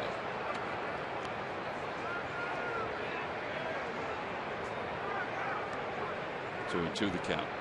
Yeah, I could see why Delman Young would really like to play right as opposed to left field.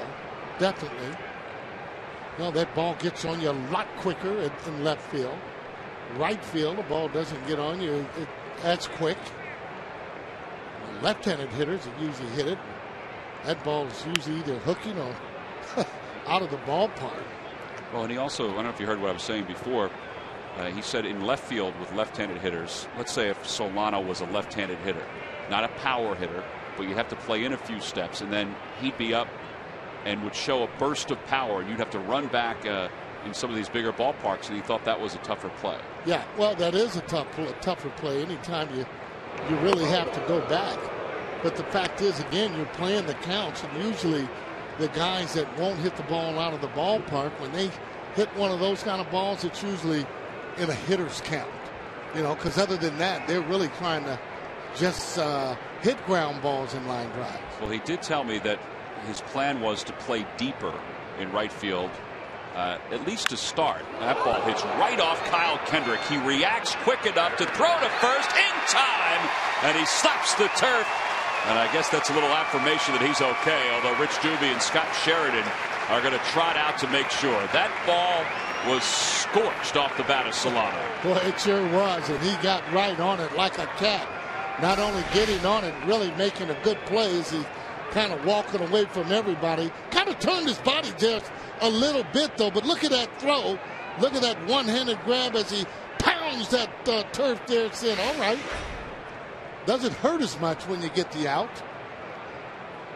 He just pointed to where the contact was. I didn't see where he was pointing. I think it was down low. Yeah. Just below the knee. Yeah, he saw it coming, so he was able to turn just a little bit. I can tell you, you can see how hard the ball was hit, however, because after it hit him, the ball bounced all the way back almost to the catcher. Take a look at it. Now he's going to turn and not catch all of it. It hits his right leg. Now he sees it as he sprints over. He picks it up, and boy, what a throw right there. That's a good play. Way to go. Good athlete, as we've always said. A guy that was going to play quarterback at Washington State, but signed with the Phillies, and he tells Rich Doobie he's fine. So Rich and Scott Sheridan will race to the dugout. Scott letting Rich get to the stairs first. You know, let the elder statesman go first.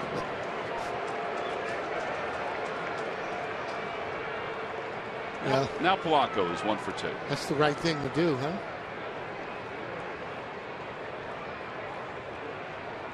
It's the appropriate thing, Sarge.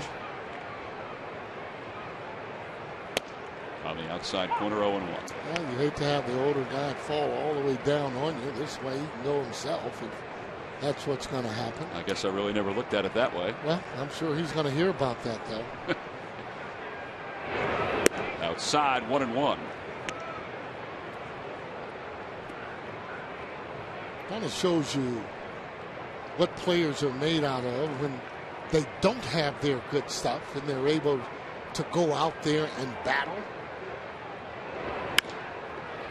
Jimmy Rollins takes a big hop. 2 outs.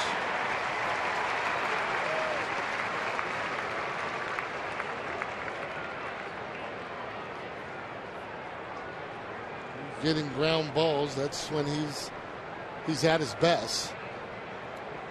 Well, there you go. 8 ground balls, 2 fly balls, and 4 strikeouts. I would say that Kyle isn't at his best stuff-wise. It's tough to be better than he was his last time against the Mets. Well, he pitches with a lot of heart, and obviously he's got to have pretty good control to be able to win. But he goes out there every outing. He gives you all he has every time he's on the mound. Dobbs fouls the first pitch back. It's 0-1. Starting to hit a little bit better, too. That's always a plus for a pitcher.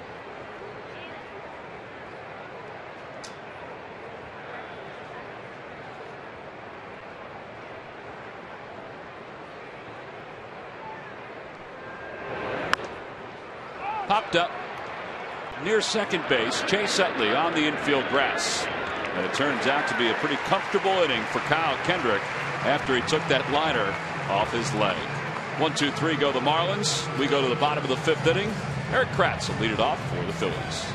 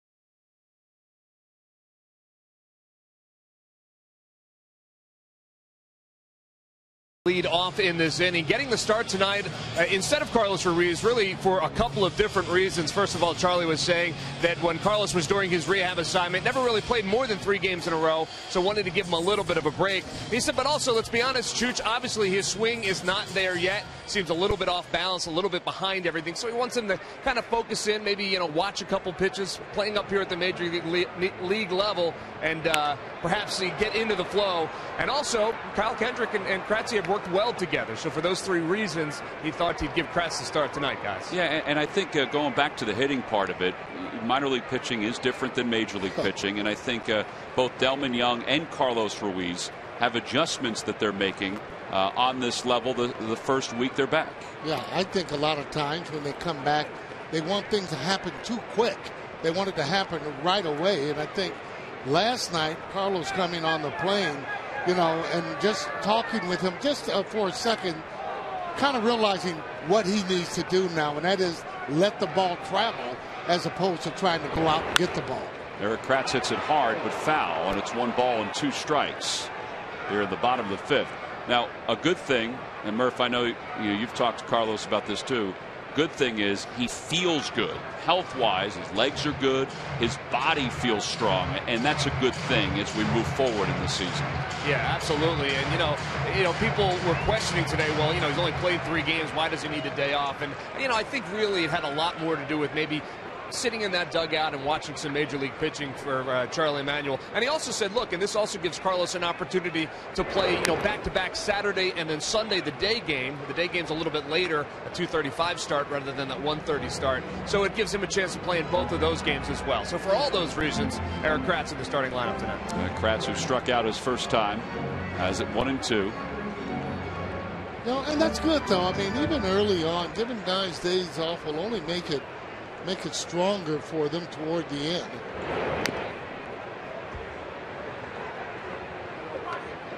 Needs to get that breaking ball up just a little bit.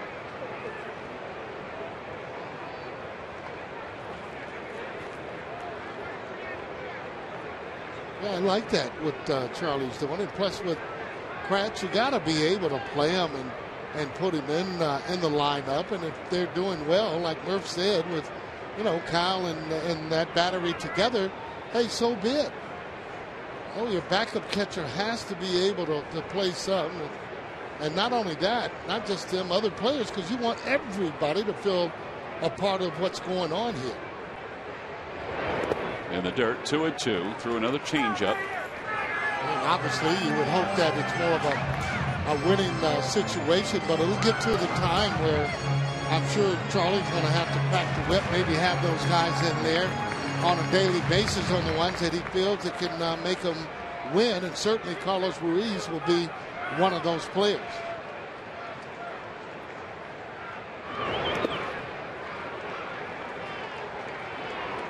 Now, that's what I was talking about, not really having an exceptional pitch to be able to put you away. And he's obviously a major league pitcher.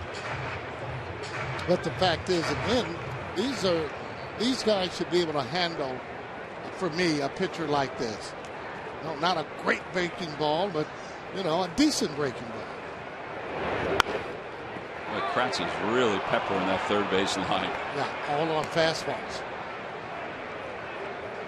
And he's strong. If he gets any of those balls that he's hit on the ground in the air and it's fair, it'll be a home run. He's getting good wood on the ball.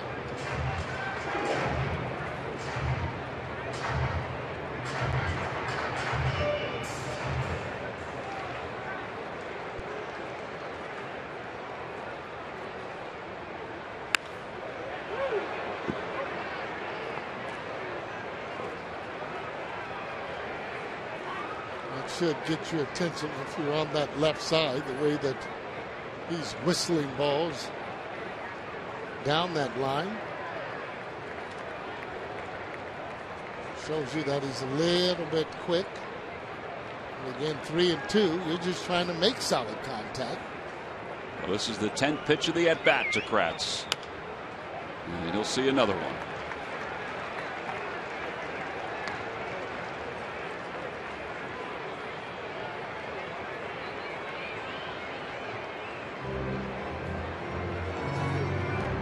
Giving him a battle.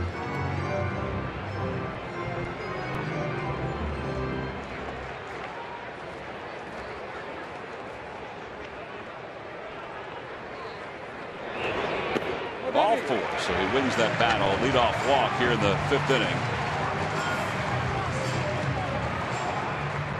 And Kyle Kendrick will get a chance to try to sacrifice in this spot. Wednesday, May 29th, the Phillies will take on the Boston Red Sox. It's a 7:05 game. All fans 14 and under will receive the W.B. Mason collectible Phillies truck. There it is right there, Sarge. Okay. Phillies.com is where you can purchase tickets. The Phillies will be at Fenway the 2 previous days. 1-0 the count to Kendrick. You like this situation, let him go on and sacrifice, get the runner over. Just make sure, though, that they don't charge you too quick. Always have the option, though, if they come in, you're able to slug bunt, which means to take the bat back and then bunt it. He bunts it, and it just dies in the grass. Brantley throws him out. Sacrifice is successful. 2-4 on the putout. Yeah, I know he didn't try and do it, but what a great bunt when you can bunt the ball out there as he kind of chops at it. But look what happens when he catches, he deads the ball. Catcher has to come in and pick the ball up. That's still a very good job in getting him over to second base.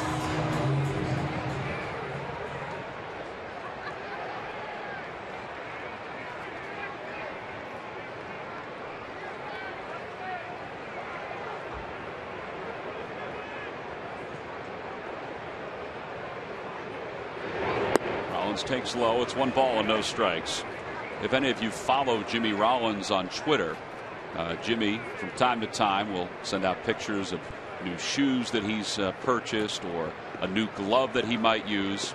Well, earlier today he sent out a tweet to Brady Horn of Kennett Square, Pennsylvania. Now Brady was hit with a line drive while pitching in a Little League game. And had to undergo a couple different procedures and is recovering now at home. But it was kind of neat to see, Jimmy Rollins sending out that tweet to Brady, and we also send our best to Brady and hope for a speedy recovery and tell you to always run the ball out, because that's exactly what Jimmy Rollins just did, to put a little pressure on Donovan Solano. And that'll be an E4, and it gives the Phils first and third with 1 man down. Well, Solano took his eye off the ball the whole way. But that just shows you, though, too, again, just with the Philly players, that they do a lot of giving back. Indication of that with J-Ro. Take a look at this play, however. Well, actually, just didn't get that glove down on the ground. He did keep his eye on it, just didn't get it down far enough. Not a difficult play, but after he boots it, no chance to get anybody on the bases.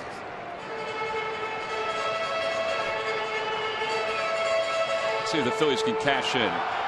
Chase Utley's grounded out. He also struck out his last time. He's 0 for 2. You have Kratz at third, Rollins at first. Phillies up 2-1 here in the bottom of the 5th.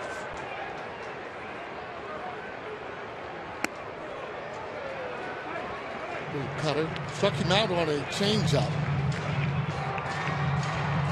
Must have good arm motion on his changeup to be able to fool a hitter the way that he did. These are the situations, however, you got to capitalize on them, because when you look back at the end of the game, when you don't get runners in from third base, a lot of times you end up either the opposition ties the game to beat you, but when you pick these up, it's just the opposite. You got to be able to pick those up more than not. Everybody knows the Phillies didn't do a whole lot in Cleveland offensively. They only scored 2 runs, both on home runs. They really struggle with runners in scoring position. That is a towering fly ball to right field. Should be deep enough to score Kratz. Ozuna comes running up to make the play. The throw to the plate, not in time. Wow.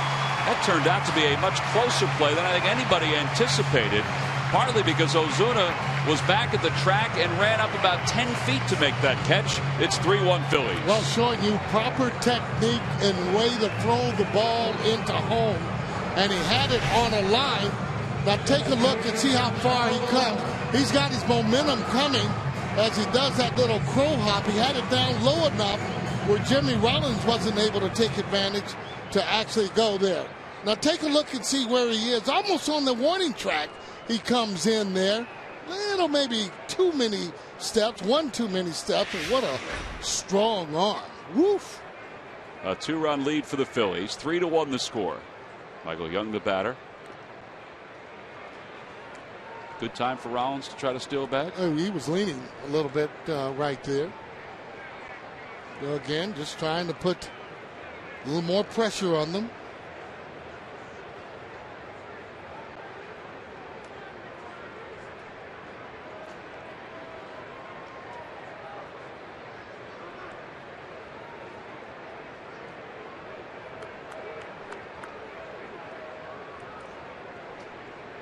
A lot of times what you'll do, especially if a guy's a power hitter, you're going to let him get up to maybe 2 strikes or look for his pitch.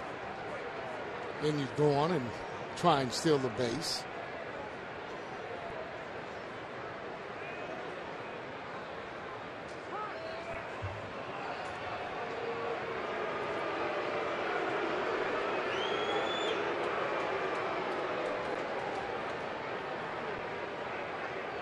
Well, Michael Young, I mean, if you get an early jump, go ahead on and take it. Ryan Howard's up. You let him at least get 2 strikes. Then you try and steal a base.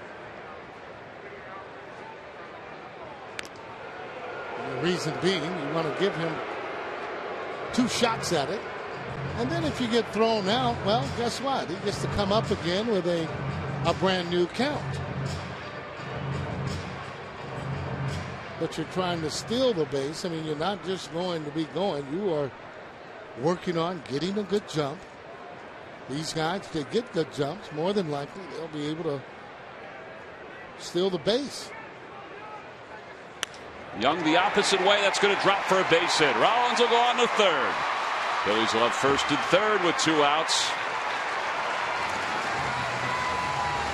Michael Young is 2 for 3. Phillies have done a lot of good things in this inning. Yeah, being able to get behind the runner. More importantly, Chase Utley with that sacrifice fly. It's just good hitting right here as he takes that ball the other way. Doesn't try and pull the ball there. That's what, again, slicing just a little bit. J-Ro off and running. Doesn't even have to look back. He knows that he's going to get into third base. After he saw that throw, he knew he needed to get over there and get over there in a hurry.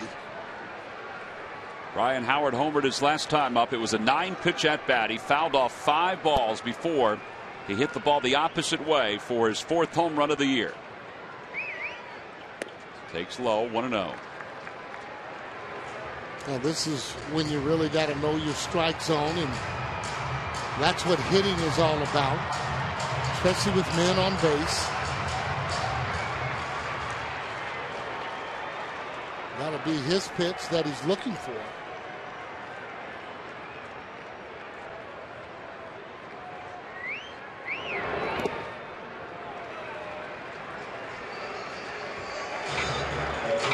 John Roush throwing in the bullpen for the Marlins.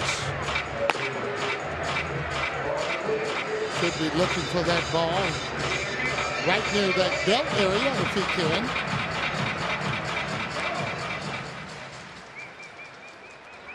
This is when he gets a little nervous. He's already taken him deep.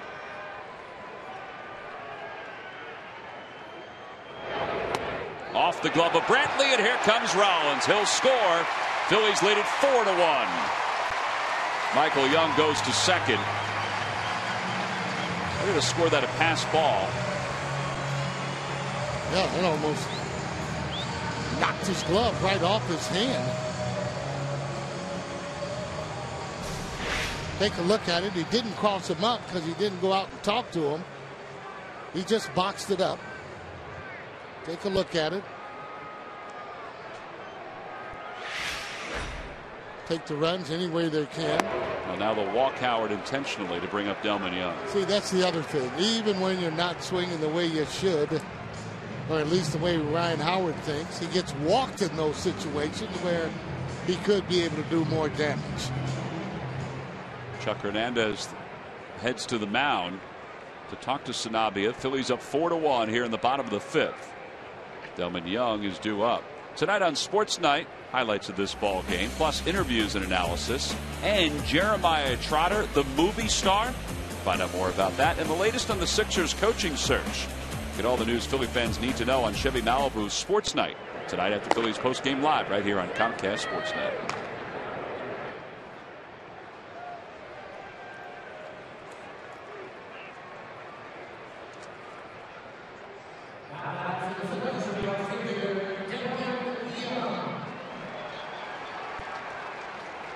Delman Young's 0 for 2. He's flying out to right center. He went down swinging his last time up. 2 hits and 8 at bats since his return.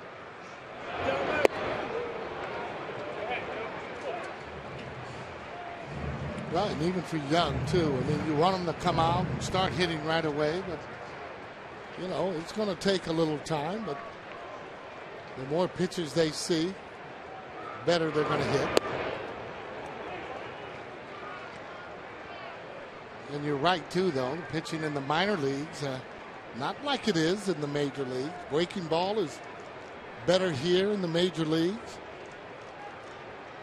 Fastball could be almost about the same in some cases. Ground ball to shortstop. Echeverria flips to second to get Howard. And the side is retired. 7 men come to the plate in the inning for the Phillies. They scored 2 runs. A sac fly by Chase Utley and a pass ball against Rob Brantley. It's 4-1 Phils.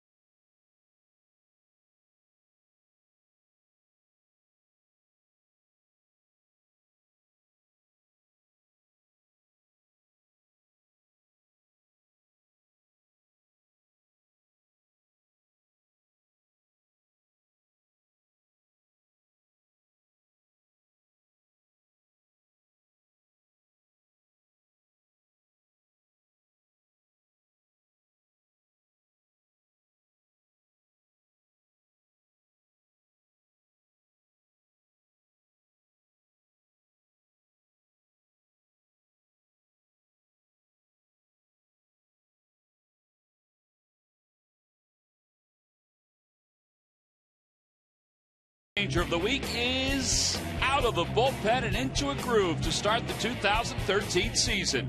The Phillies closer has been there waiting for the call and delivering when the phone rings since the season started.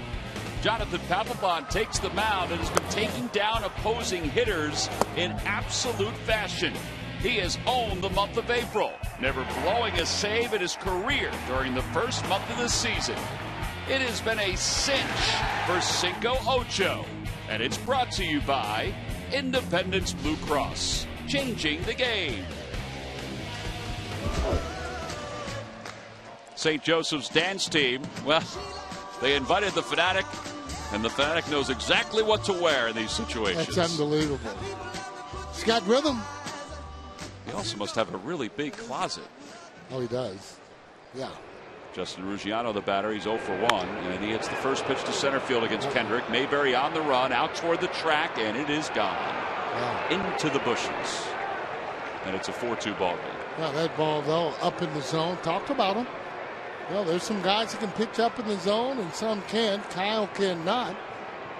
He's doing a lot better, getting those sinkers and ground balls. See, now he's asking for that ball down. Now, this is what happens a lot of times when you miss. Look at that ball there. Oh, boy, that's extension, and as good as you can hit a ball, straightaway center. Home run for Ruggiano is 4th of the year. It's only his 5th hit in his last 26 at-bats against the Phillies. 0-1 the count to Brantley.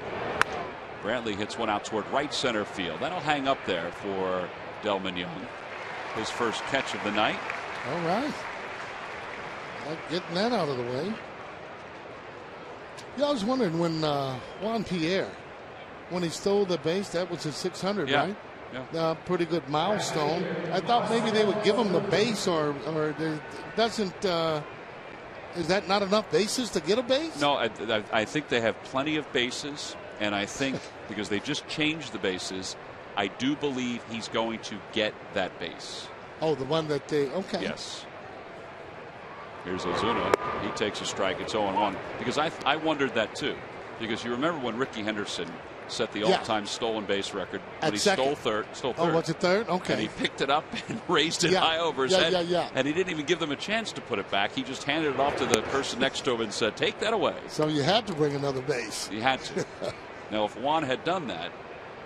Yeah, I was just wondering why they didn't give him the base in that situation. It's a lot of stolen bases. Away 2-1. Well, we mentioned before there have been 8 players now that Juan Pierre has stolen a 600th base since 1920 to have 2,000 hits, 1,000 runs or more, and 600 stolen bases or more.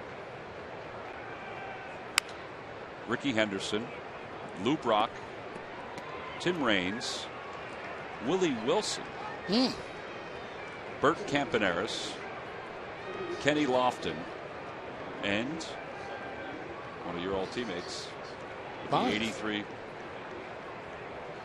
No, with 83. 83 Phillies. 2-2 pitch to Ozuna. Broke his bat. A one hopper to Howard. 2 outs. All right, give it to me. How about Joe Morgan? Yeah, he was a teammate. It's only for a half a year. Little Joe had such a bad year that year. I mean, he ended up having a great month. Great September. Yep.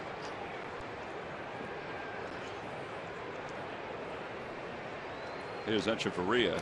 Tripled his last time up, 1 for 2. Ichiro right now 454. Don't know if he's going to get to 600 only because he doesn't run a lot. I think Crawford with Los Angeles might have a good shot. He's got 436, and he's been hurt over the last 2 or 3 years. Other than that, obviously he'd be a lot closer to the 600 mark because he's a guy that runs. I used to like to run a lot and stealing bases. What about a guy like Reyes with all his leg injuries? Will he reach 600? Ooh, that's a real great question. The guy's got to stay healthy, and he has a lot of time from hamstrings. And the other thing for Reyes doesn't know how to slide. So he keeps getting hurt.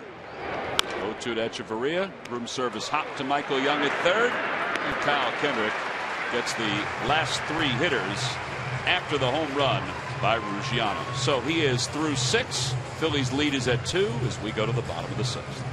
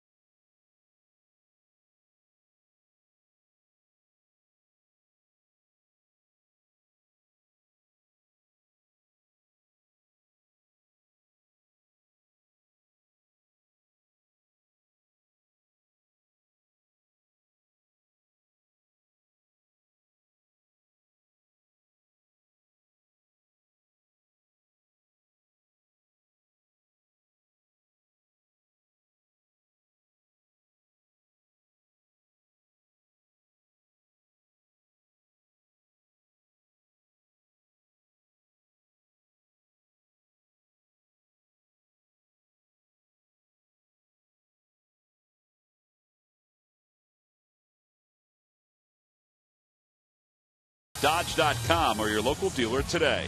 By Thomas Jefferson University Hospitals. Call 1-800-JEFF-NOW for an appointment. And by Mazda. We believe if it's not worth driving, it's not worth building. John Roush is warming up on the mound for the Marlins. He'll take over for Alex Sanabria. As we go to the bottom of the 6th, they'll face Dominic Brown, John Mayberry, and Eric Kratz. Roush, 9 games so far, earned run average of 7.94. As his tour through the National League East continues with the Miami Marlins. He hasn't played for the Braves or the Phillies yet. He's played for the Mets, the Marlins, and the Washington Nationals, and of course the Expos before. He seems to be a pretty good pitcher. I mean, very durable, but keeps moving around quite a bit.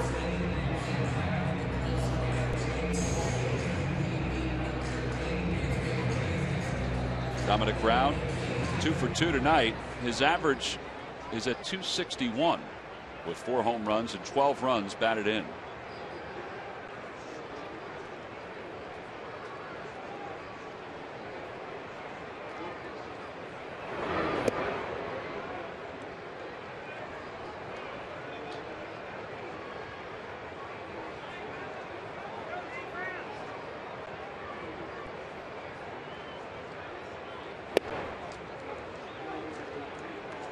A home run swing there. Uppercut.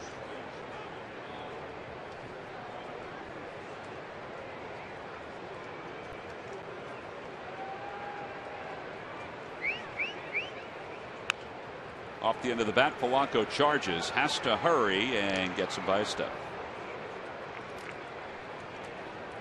Dominic Brown retired for the first time. And here comes John Mayberry. Told John Mayberry that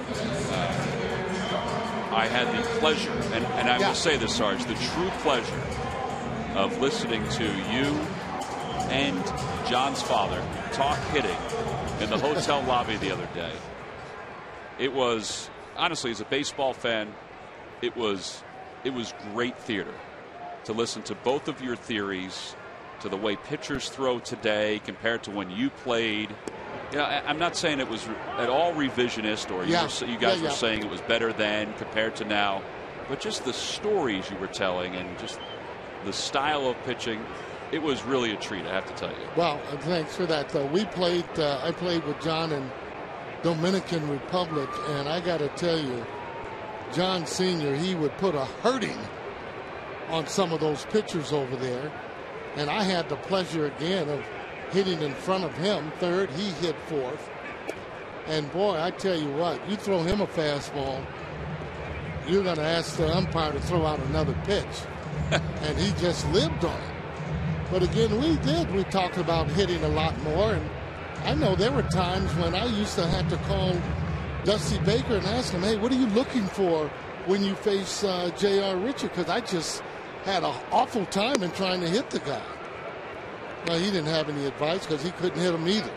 But the fact is, you're still kind of going around and, you know, just asking and talking more about hitting. And I don't know if these guys do it as much as we used to back there in the day.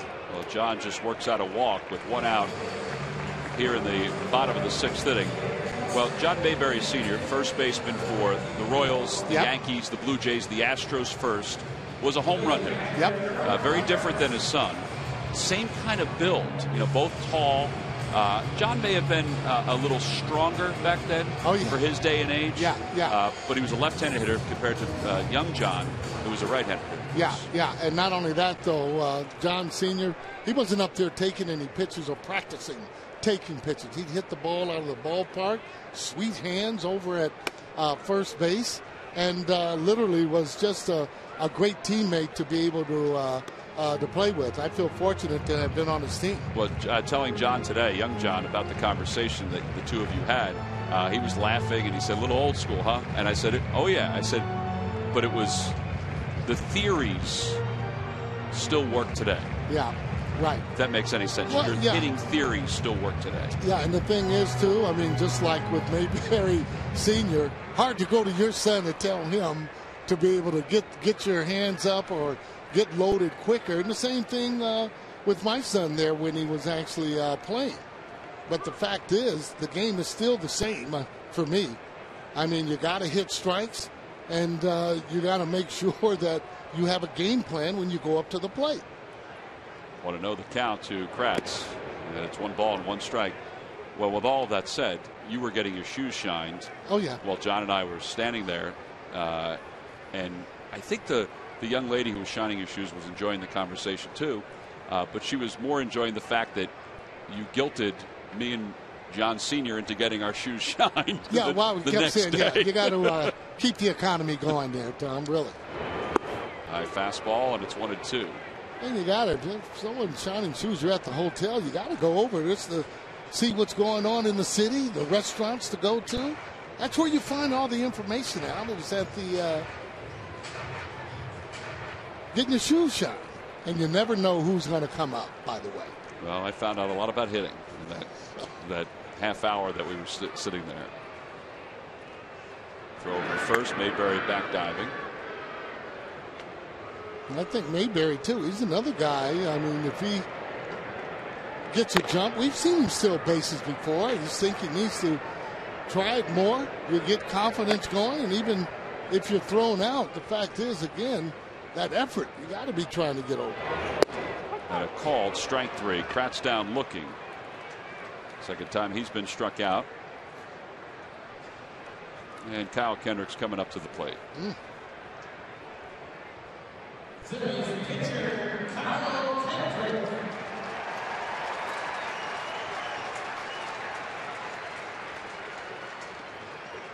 Kyle singled his first time, sacrificed his last time up.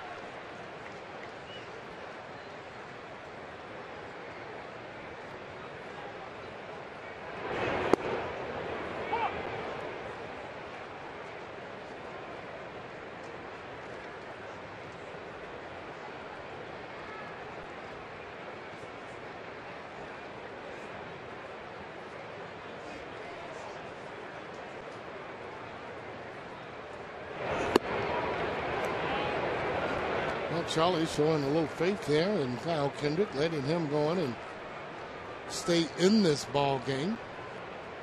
Thinking maybe if they had been a man in scoring position, he might have elected to pinch hit for him. Had Bastardo that was warming up there in the bullpen, still warming up, matter of fact.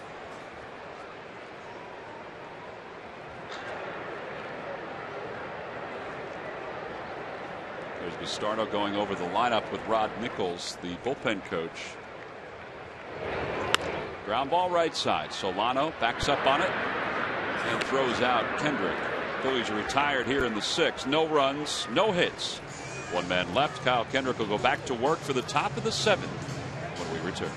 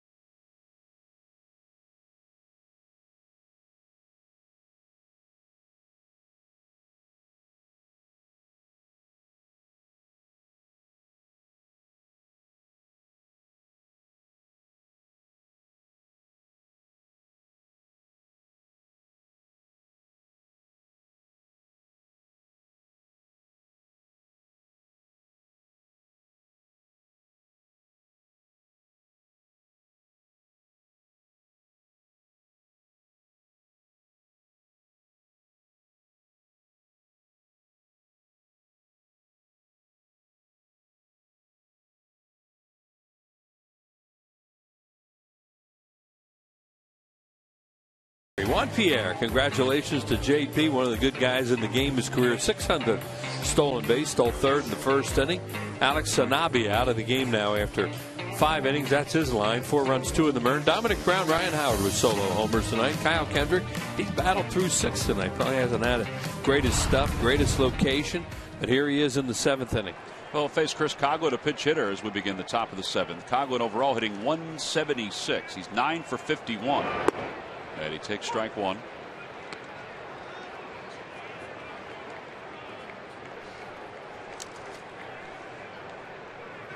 You could read his lips. The former National League Rookie of the Year said that pitch was up.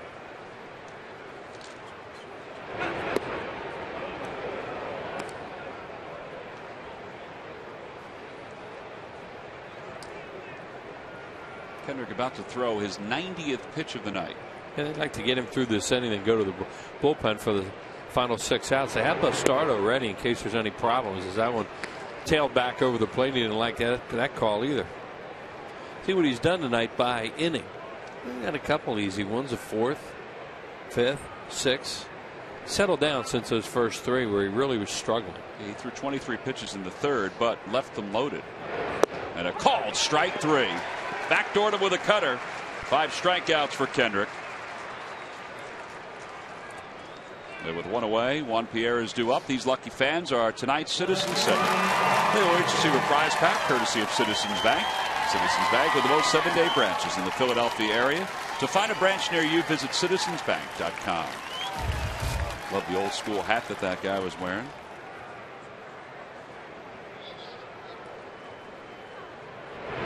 Pierre takes a strike. Pierre tonight is 0 for 2 with a walk and a run scored. Picked up his 600th career stolen base.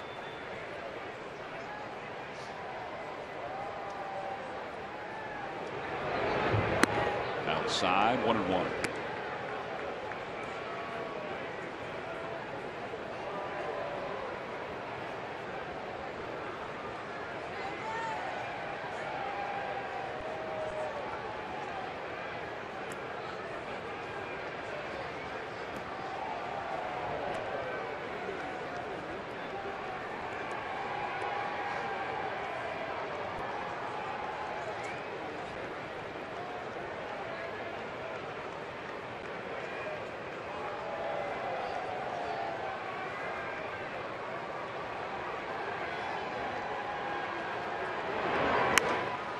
Center field, John Mayberry takes a step back.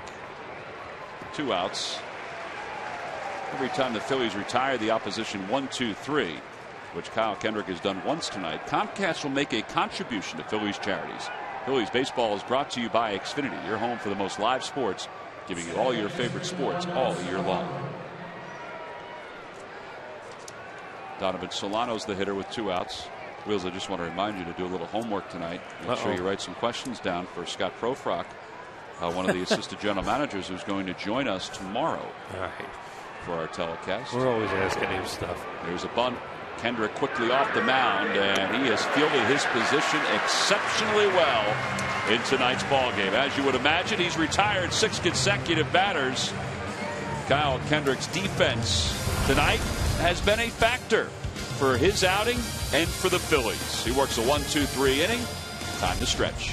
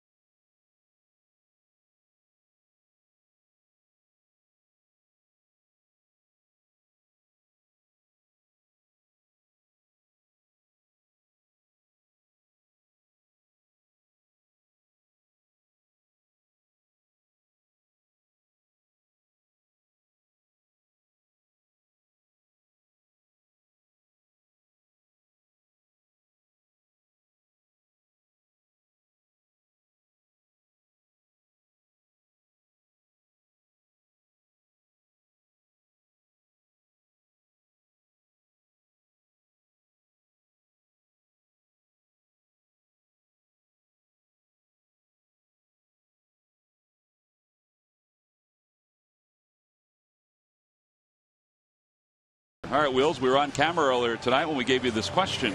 Which 2 Marlins won World Series MVP awards? I got one. The other one, I don't. All right, let's go with Josh Beckett. Josh Beckett is correct. Back in 2003, he dominated the postseason for the Marlins. And the year they beat Cleveland, I don't know, but I'm going to go with the guy that got to hit the win at Edgar Renteria. Edgar Renteria is not a bad guess. Craig Counsell wouldn't have been a bad guess. Yeah, he had a good one too. But this guy was also a hurler. Oh, Levon Hernandez. Levon Hernandez is correct. Congratulations, Wheels will give you partial credit. Thanks for the hints. Yep. New pitcher for the Marlins is right-hander Tom Kohler. And Kohler will come on in the bottom of the 7th. And will face the top of the order, Rollins, Utley, and Michael Young.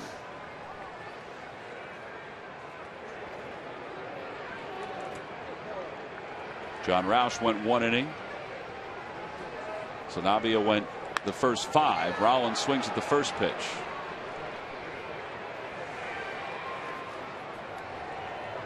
One away here in the bottom of the 7th. Well, we'll get Adams up in the bullpen right now. There's Tom Kohler. Tom mentioned he is from New York, out of Stony Brook, and he's pretty impressive. 8 punch-outs. He throws 92 to 97. 26-year-old, born in the Bronx.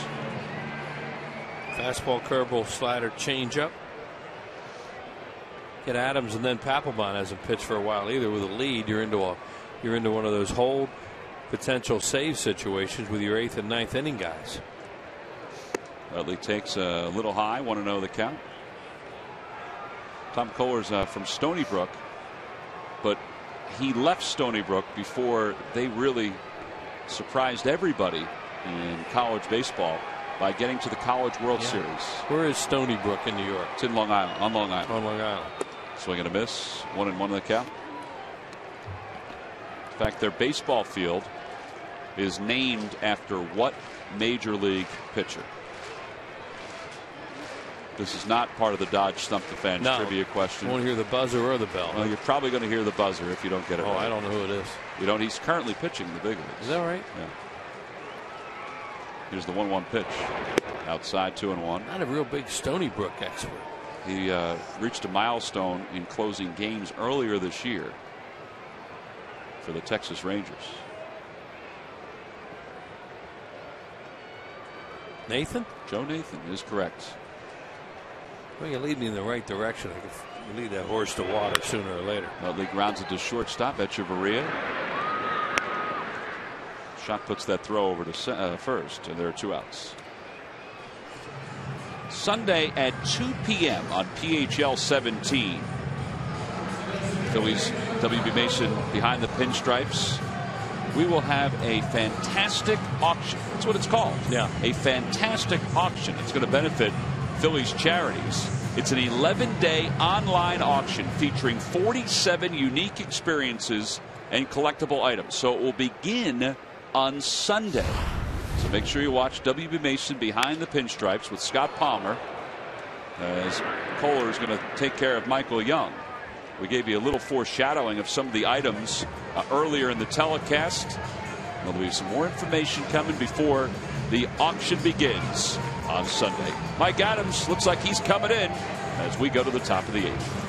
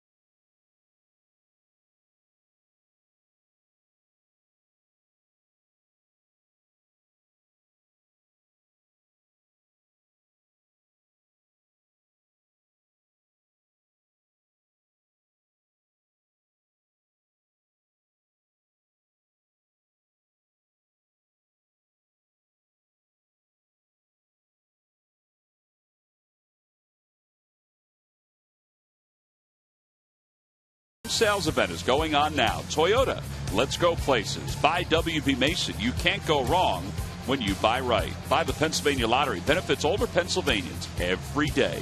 And buy Honda. Visit your Honda dealer today for great deals. Only a Honda is a Honda. Lance Nix comes on to play right field. Charlie Emanuel did say they would do this with Delman Young late in games, make a defensive substitution. So as we go to the top of the 8th, Nix will bat 5th. Mike Adams will bat 9th. Adams in his 13th game, he's 1-2 with a 3.60 earned run average. Nothing like a lead, because you can do these kind of things that can help you win a ball game. Let's go for better defense and use the back of your bullpen. Adams with 14 strikeouts in 10 innings so far. He's allowed a couple home runs. They'll face Polanco, Dobbs, and Ruggiano. Those are the guys that are scheduled to bat for the Marlins. Delman Young sitting next to Steve Henderson, an outfielder in his own right during his major league career.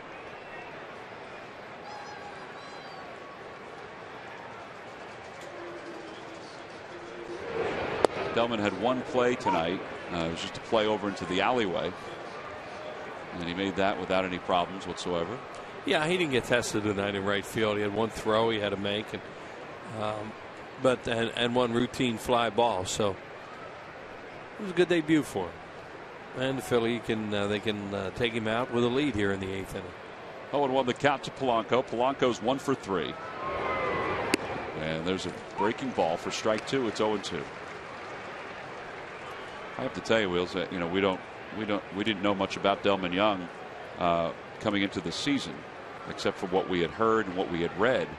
But that conversation I had with him today about playing the outfield and playing right field, I've talked to him before a number of times in Clearwater, but it was insightful, the things that he was saying on so many fronts. Whether you agree with the theories or not, it was a lot of baseball insight that he was throwing out there. That's what people that know him say he is, that he loves the game and he likes to talk the game and he's into it.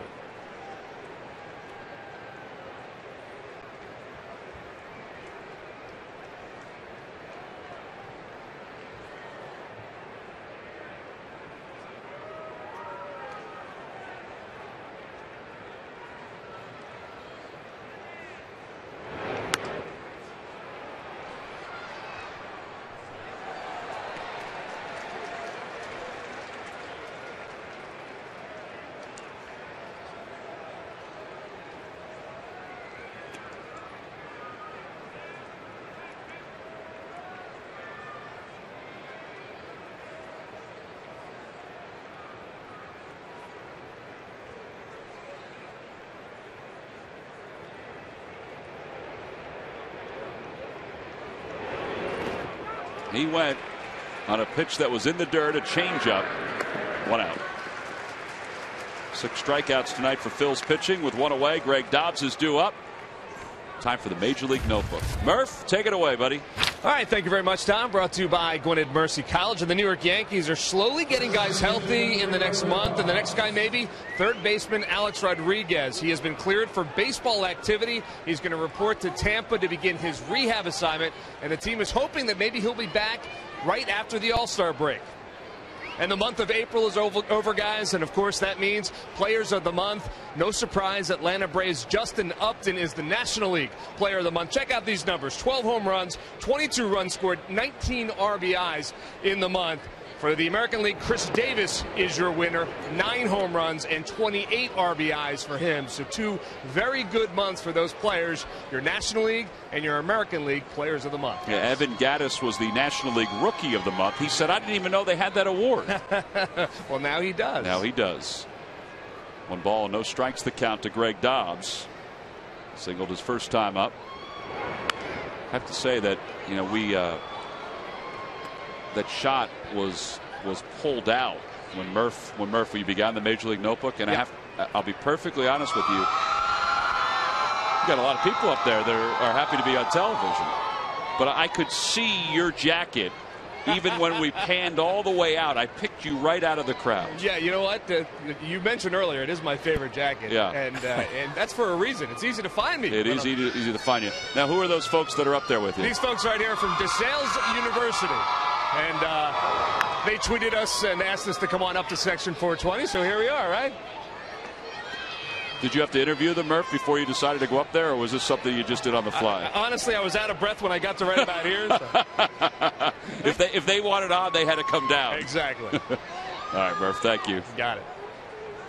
Boy, that jacket is a broadcast finder. It is. It's a good one. Man, that thing is bright. Well, so is the one you're wearing, Will.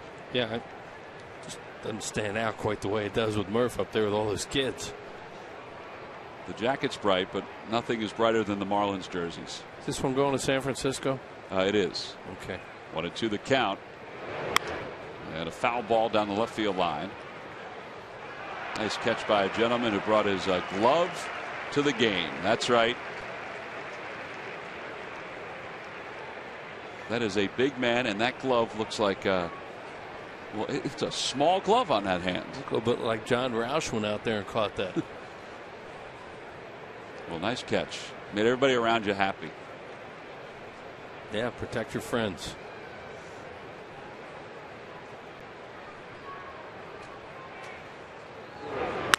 Broke his bat. Utley charges. A couple good pitches to finish off these last two hitters. These first two hitters. Yeah, that looks like another changeup. And he's throwing a lot of changeups, and it's a pitch he'll throw to either right or left-handed batters, as he's shown in this inning by getting Polanco right and Dobbs left. 10 pitches for Adams, 1 ball, 9 strikes. Guy's only had really one bad outing this year. Unfortunately, it was a game that the Phillies lost, because when he comes into a game, he's in a protect the lead situation. Here's Ruggiano. We talked about him earlier. He's the guy in their lineup that could pop one. And boy, did he ever. Dead center.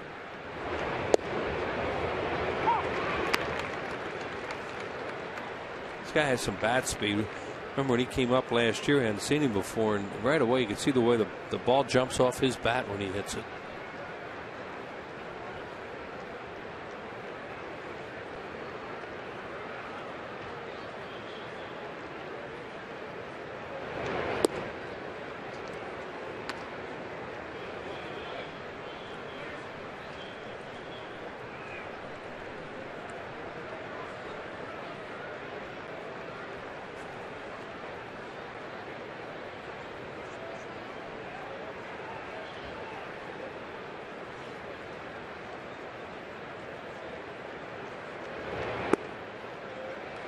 Fastball at 88 miles an hour.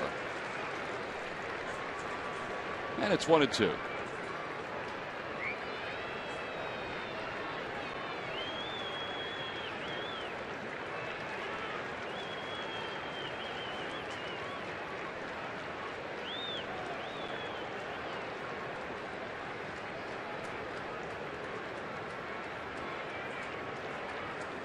Cutter.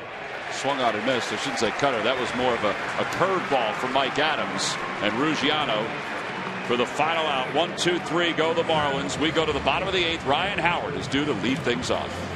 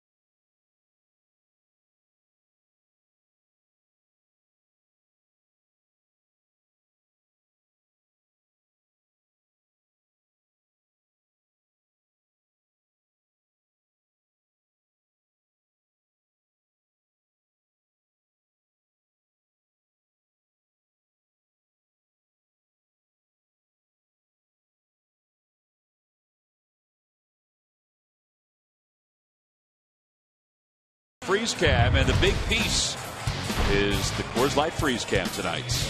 Hit a home run to left field. It was a long at bat too for Ryan Howard. You see him hit it right on the barrel there. That's his swing. He drops his bat like that. Hit a high fly ball to left field. Just kept going into the first row. 9th pitch at bat. Gave the Phils the lead at that time. And here it is. It's not a breaking ball, huh? Watching it there. And it went right into the flowers and then into the first row after that. So our Coors Light freeze cam brought to you by Frost Brewed Coors Light. Howard is 7 for 14 in 4 games against the Marlins this year. That includes tonight's home run. Mike Adams did his job in the top of the 8th inning. He hit some balls down to Miami. Would have been home runs here. Big time. First pitch from Kohler is inside. 1 ball and no strikes.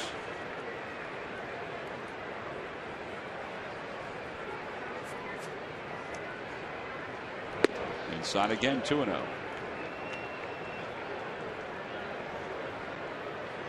Doing the overshift on him this time.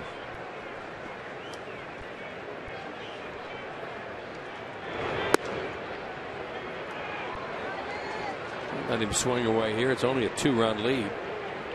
You don't ever swing 3-0 if the score is big time in your favor. Oh, here's ball 4. I think everybody, including Howard, thought that was going to be an automatic strike. Yeah, everybody thought that was a strike except the one who counted. He got some heat from their dugout too after that. See Redmond just shaking his head like, what? Take a look. Wow. Guess it was inside. Well, Lance Nix will get a chance to hit for the second, or for the first time, excuse me. Eric Cooper behind the plate. Paul Schreiber at first. Chad Fairchild at second. Jeff Kellogg around at third.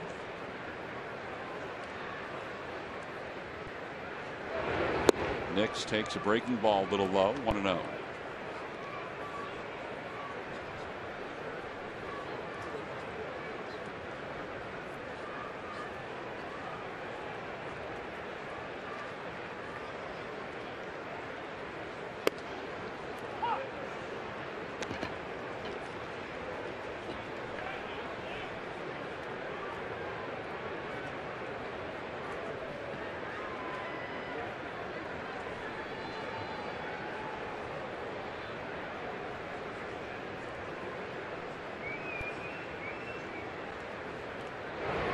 Outside, 2-1. Nix is 12 for 48. He's hitting .250. Same situation right now. Phillies, of course, would like to get more runs. You would think they would use Papelbon in this game no matter what, because he's going to get pretty lathered up out there, and he hasn't been in the game for a while.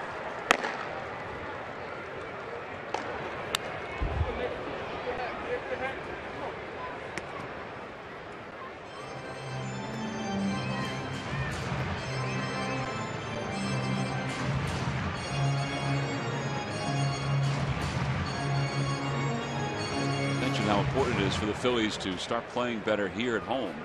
They've had a fairly clean game tonight. They've run the bases pretty well. They came into this ball game 6-8 at Citizens Bank Park so far.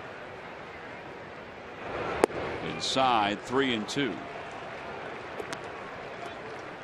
They have a tough road trip that begins on Monday in San Francisco. They're going to face two good teams for 7 games. Arizona's a very good team right now. Arizona's the best defensive team in Major League Baseball. 3-2 the count to Nix. And he fouls a fastball back.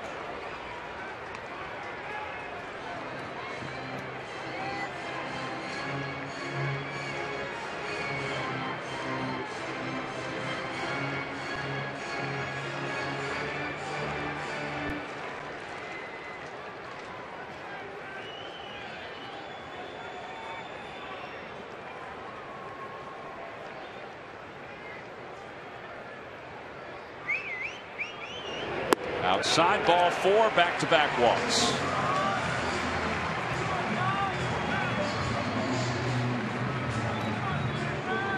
Well, the last couple of nights, our Subway in-game box score was of the other team, the Cleveland Indians. Tonight, it's the Phillies because they're on top 4-2. Dominic Brown has 2 hits, including a home run. Ryan Howard has 1 hit, including a home run. Ryan's also walked twice. I think that's a good sign. It shows that he's seeing the ball. One of those walks is an intentional walk. Michael Young 2 for 4 with a double. That's our Subway in-game box score. Chuck Hernandez to the phone. They're going to get somebody up in the Marlins bullpen. Dominic Brown lines one to left field, a base hit. Pierre will cut it off, but Howard is going to lumber home. An insurance run for the Phillies. 3rd hit of the night for Brown. 5-2 Phils.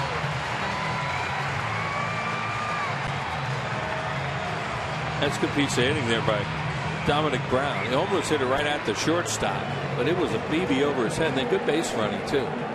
Go from 1st to 3rd by Lance Nix.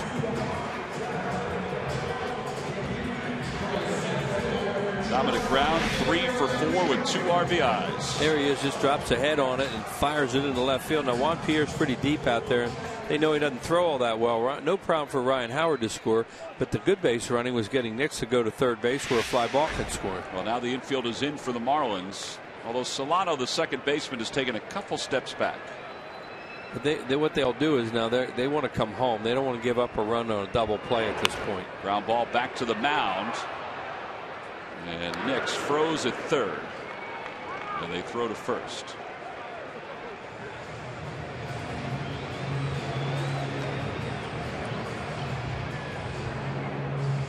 Get 1st and 3rd with nobody out. It's a little different situation than what we've had the last handful of times. You have the lead too. A little different situation even for the team that's playing defense. Right there, you know, you're not that worried about the double. They're not going to go for a double play anyway. They already showed you that. So Nix is going to make sure the ball gets by the pitcher and through the infield before he thinks about scoring there. And he did a good job because he did not get caught up when the pitcher fielded it. Kratz has it go way inside off the glove of Brantley. Here comes Nix. He'll score. 6-2 Phillies. Ooh, that eat him up. That's going to be a wild pitch. Yellow is a pass ball. See how they score. It is a wild pitch. Wild pitch. Watch Kratz's reaction. He dives into pitches. He starts to dive in, and then whoa, here it comes. No chance for Brantley. Brantley's thinking he's going to get a pitch away, and he gets it up and in about 95. So 2 insurance runs for the Phillies and a chance to get another one with a runner at 3rd and 1 out. We talked about whether you're Papelbon in a save non-save situation, they get the pen up, and he is still up in the bullpen even though it is now a non-save. Ramos is throwing for the Marlins. He just got up a few minutes ago.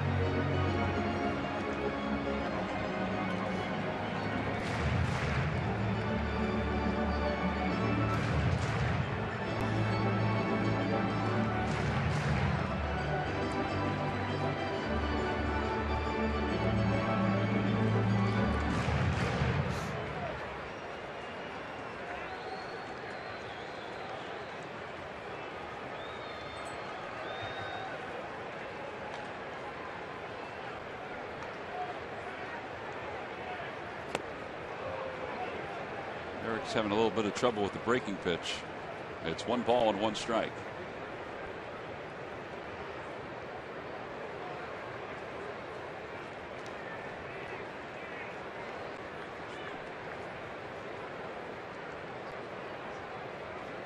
Line drive, base hit to left field. Brown will score easily from 3rd. An RBI single for Kratz. 7-2 Phils. It's a nice job adding on right now. Now let's see what they do with Papelbon. Now he's getting 5-run game. I think they'd want to get him into a game. He's fully warmed up. Now he's just kind of standing around out there.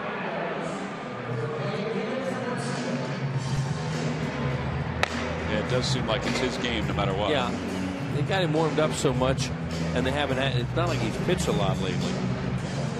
Kevin Franzen will pinch hit for the Phillies. Franzen at 286, no homers, 4 runs batted in. Phillies pinch hitters have had a very good start to the year. They lead the majors in pinch hits with 15. They lead with RBIs with 13.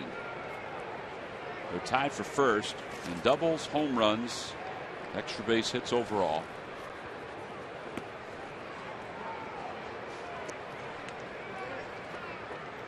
Good night for Dominic Brown. 3 hits. There's Ben Revere with a bat in his hand.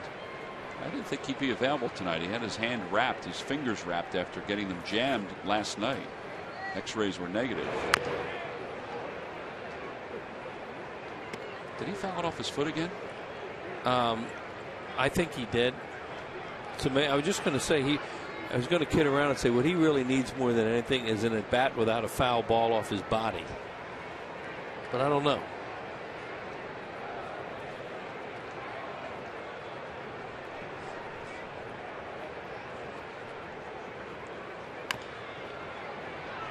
I don't think he fouled that one off his foot. It was close, but he didn't. It's amazing how many balls he does, how many balls he fouls off his body.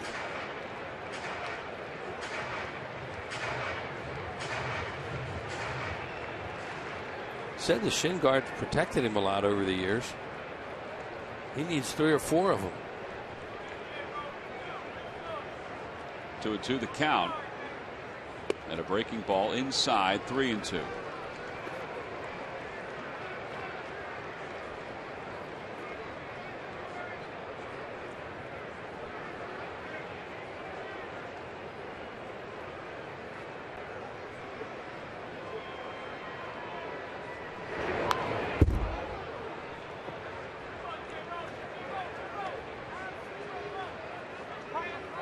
Trying to get a second inning out of Kohler and struggling in this one after he breezed through the 7th.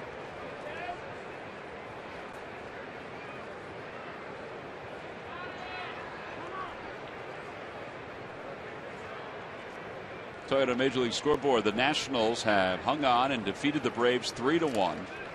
Rafael Soriano closed that out for the Nats. They've won 2 straight. Dan Herron, 8 innings pitched. And the Marlins are able to turn the double play. 4-6-3. Good scoop by Dobbs. And that wraps up the bottom of the 8th inning. However, the Phillies scored 3 runs. Added a little insurance for Jonathan Pappabato. Come on to pitch the 9th.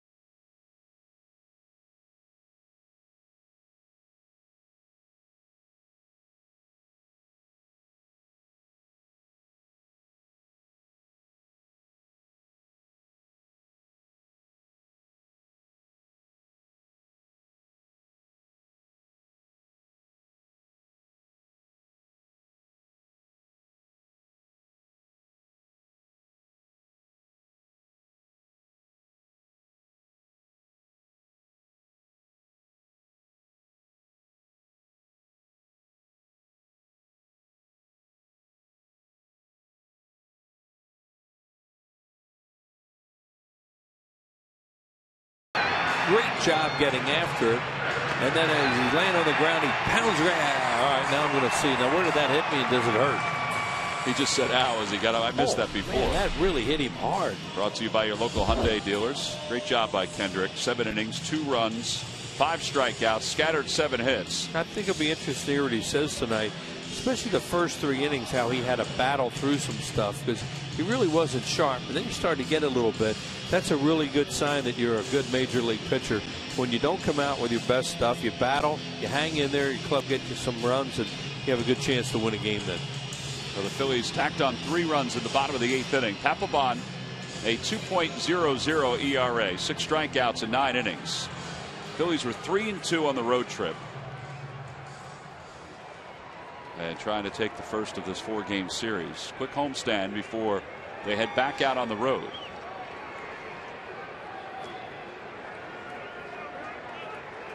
This time tomorrow, or this time next week, they'll be in Arizona after having been in San Francisco already for 3 games.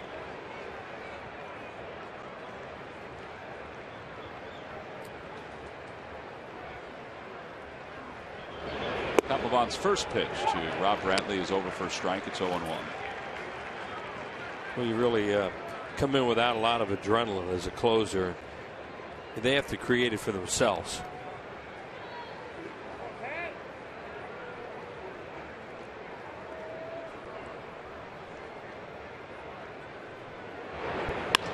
A liner toward left. Here comes Dominic Brown, and he'll hang up for him. Looked like he was a little bothered by the lights at the last moment.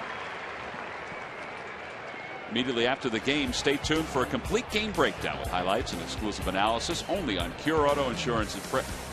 Cure Auto Insurance presents Phillies Postgame Live.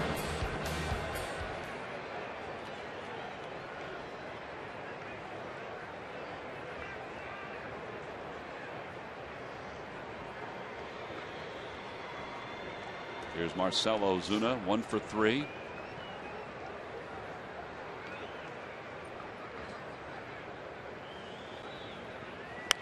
Off the end of the bat. And that'll find the seats over the Phillies dugout. Reminder tomorrow at 7 o'clock, Ricky Nolasco will face Jonathan Pettibone. We'll be on the air on Comcast Sportsnet at 7 p.m. Nolasco 2-2, a 3.82 ERA. Pettibone 1-0, a 4.35 earned run average.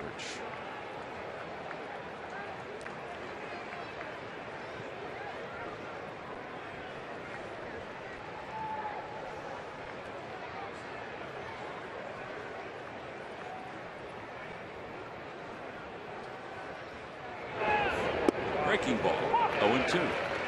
Broke out the slider, Wheels. Yeah, I just work on a few things now. These can be tough games for closers a lot of times.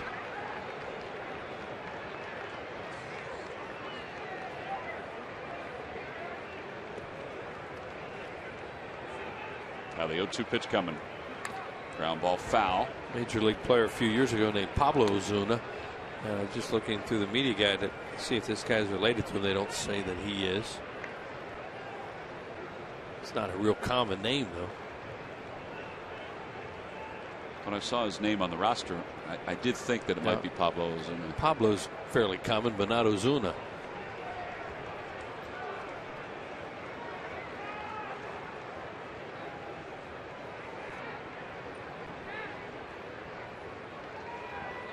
Outside 1-2. He came back with a fastball 93 miles an hour. Last time Papelbon pitched was Sunday against the Mets. Yeah, that's why they want to get him into this game tonight, even though it turned into a non-save with the extra runs in the 8th inning.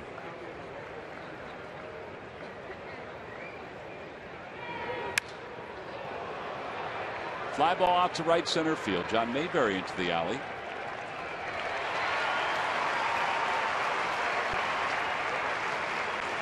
And the Phillies 1 out away from getting a win in the opener.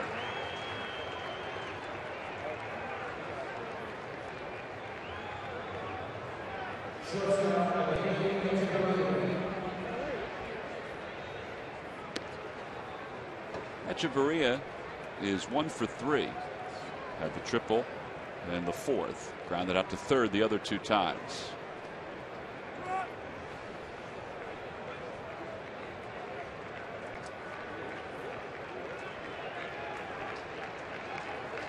Matt Diaz has come out on deck for the Marlins.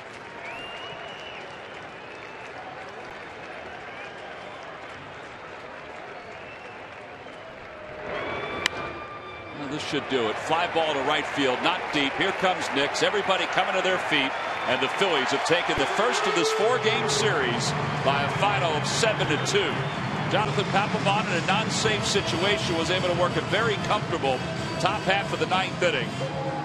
The offense tonight spurred on by Ryan Howard, who hit an opposite field home run, also walked a couple times, scored a couple runs. Dominic Brown had a very good game. 3 hits, 2 RBIs, 2 runs scored, and he is our Chevrolet player of the game. The Phillies have now won 10 of 13 against the Marlins and are 38-20 against the Fish in the last 58 games. A nice way to come home to Citizens Bank Park and pick up the victory for Charlie Manuel's team. They win it 7-2. Kyle Kendrick got the victory. He's now won 9 straight over the Marlins. And here's our W.B. Mason deliveries of the game. Yeah, Dominic Brown had a big game here. It was 1-0 Marlins at this point when he hit this screamer. What say 3.1 seconds, and it had somebody in its sights out there in right field. That one got out in a hurry. Now in the 4th inning, Ryan Howard comes up and he hits that breaking ball. It was down and in a little bit. He had a 9-pitch at bat, hit it out into the flowers, and the Phillies took the lead there, and they would never give it back. As Tom said, they had a nice game here tonight. Those are W.B. Mason deliveries of the game. Big night for Dominic Brown. He's down there with Murph. Murph. All right, thanks very much, guys. 3 hits, 2 runs scored, 2 RBIs as well. So a good night for you personally. Just to talk about how important it was to get this offense going again after that weekend in Cleveland. Right.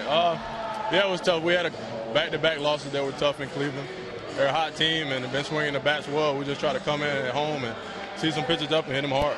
You know, is that really just what baseball's all about? New York, you know, you guys had the bats really working. In Cleveland, they just didn't seem to be. But you're able to come back here and do it. Is that what it's all about? Exactly. That's what I'm learning from the veteran guys, just to stay composed and go out there and keep working hard. And with our talent and our ball club, things going to turn around. We timed the ball from your bat to over that wall is 3.5 seconds. That's about as hard as you can hit a home run, I would think, especially in this park. Murph, I'm just trying to hit it hard. Square it up and hit it hard, and that's it. Well, you did that tonight. Now, real quick, let me ask you about your pitcher, Kyle Kendrick, who's pitched so well for you guys. Maybe didn't have his best stuff tonight, but battled and kept you guys in the game. Right, that's exactly what Kyle does. Every time he's out there, he's working hard, and he's making sure that he's doing the right things on and off the field. He pitched a great game tonight. All right, Don, thanks a lot. Congratulations on the win. Guys, back upstairs. All right, Murph, thank you very much. Our thanks to Dominic Brown and Jonathan Papelbon. Pretty excited that the Phillies are able to pull out this victory tonight. They win it 7-2 over the Marlins. We'll be back to talk more about it right after this.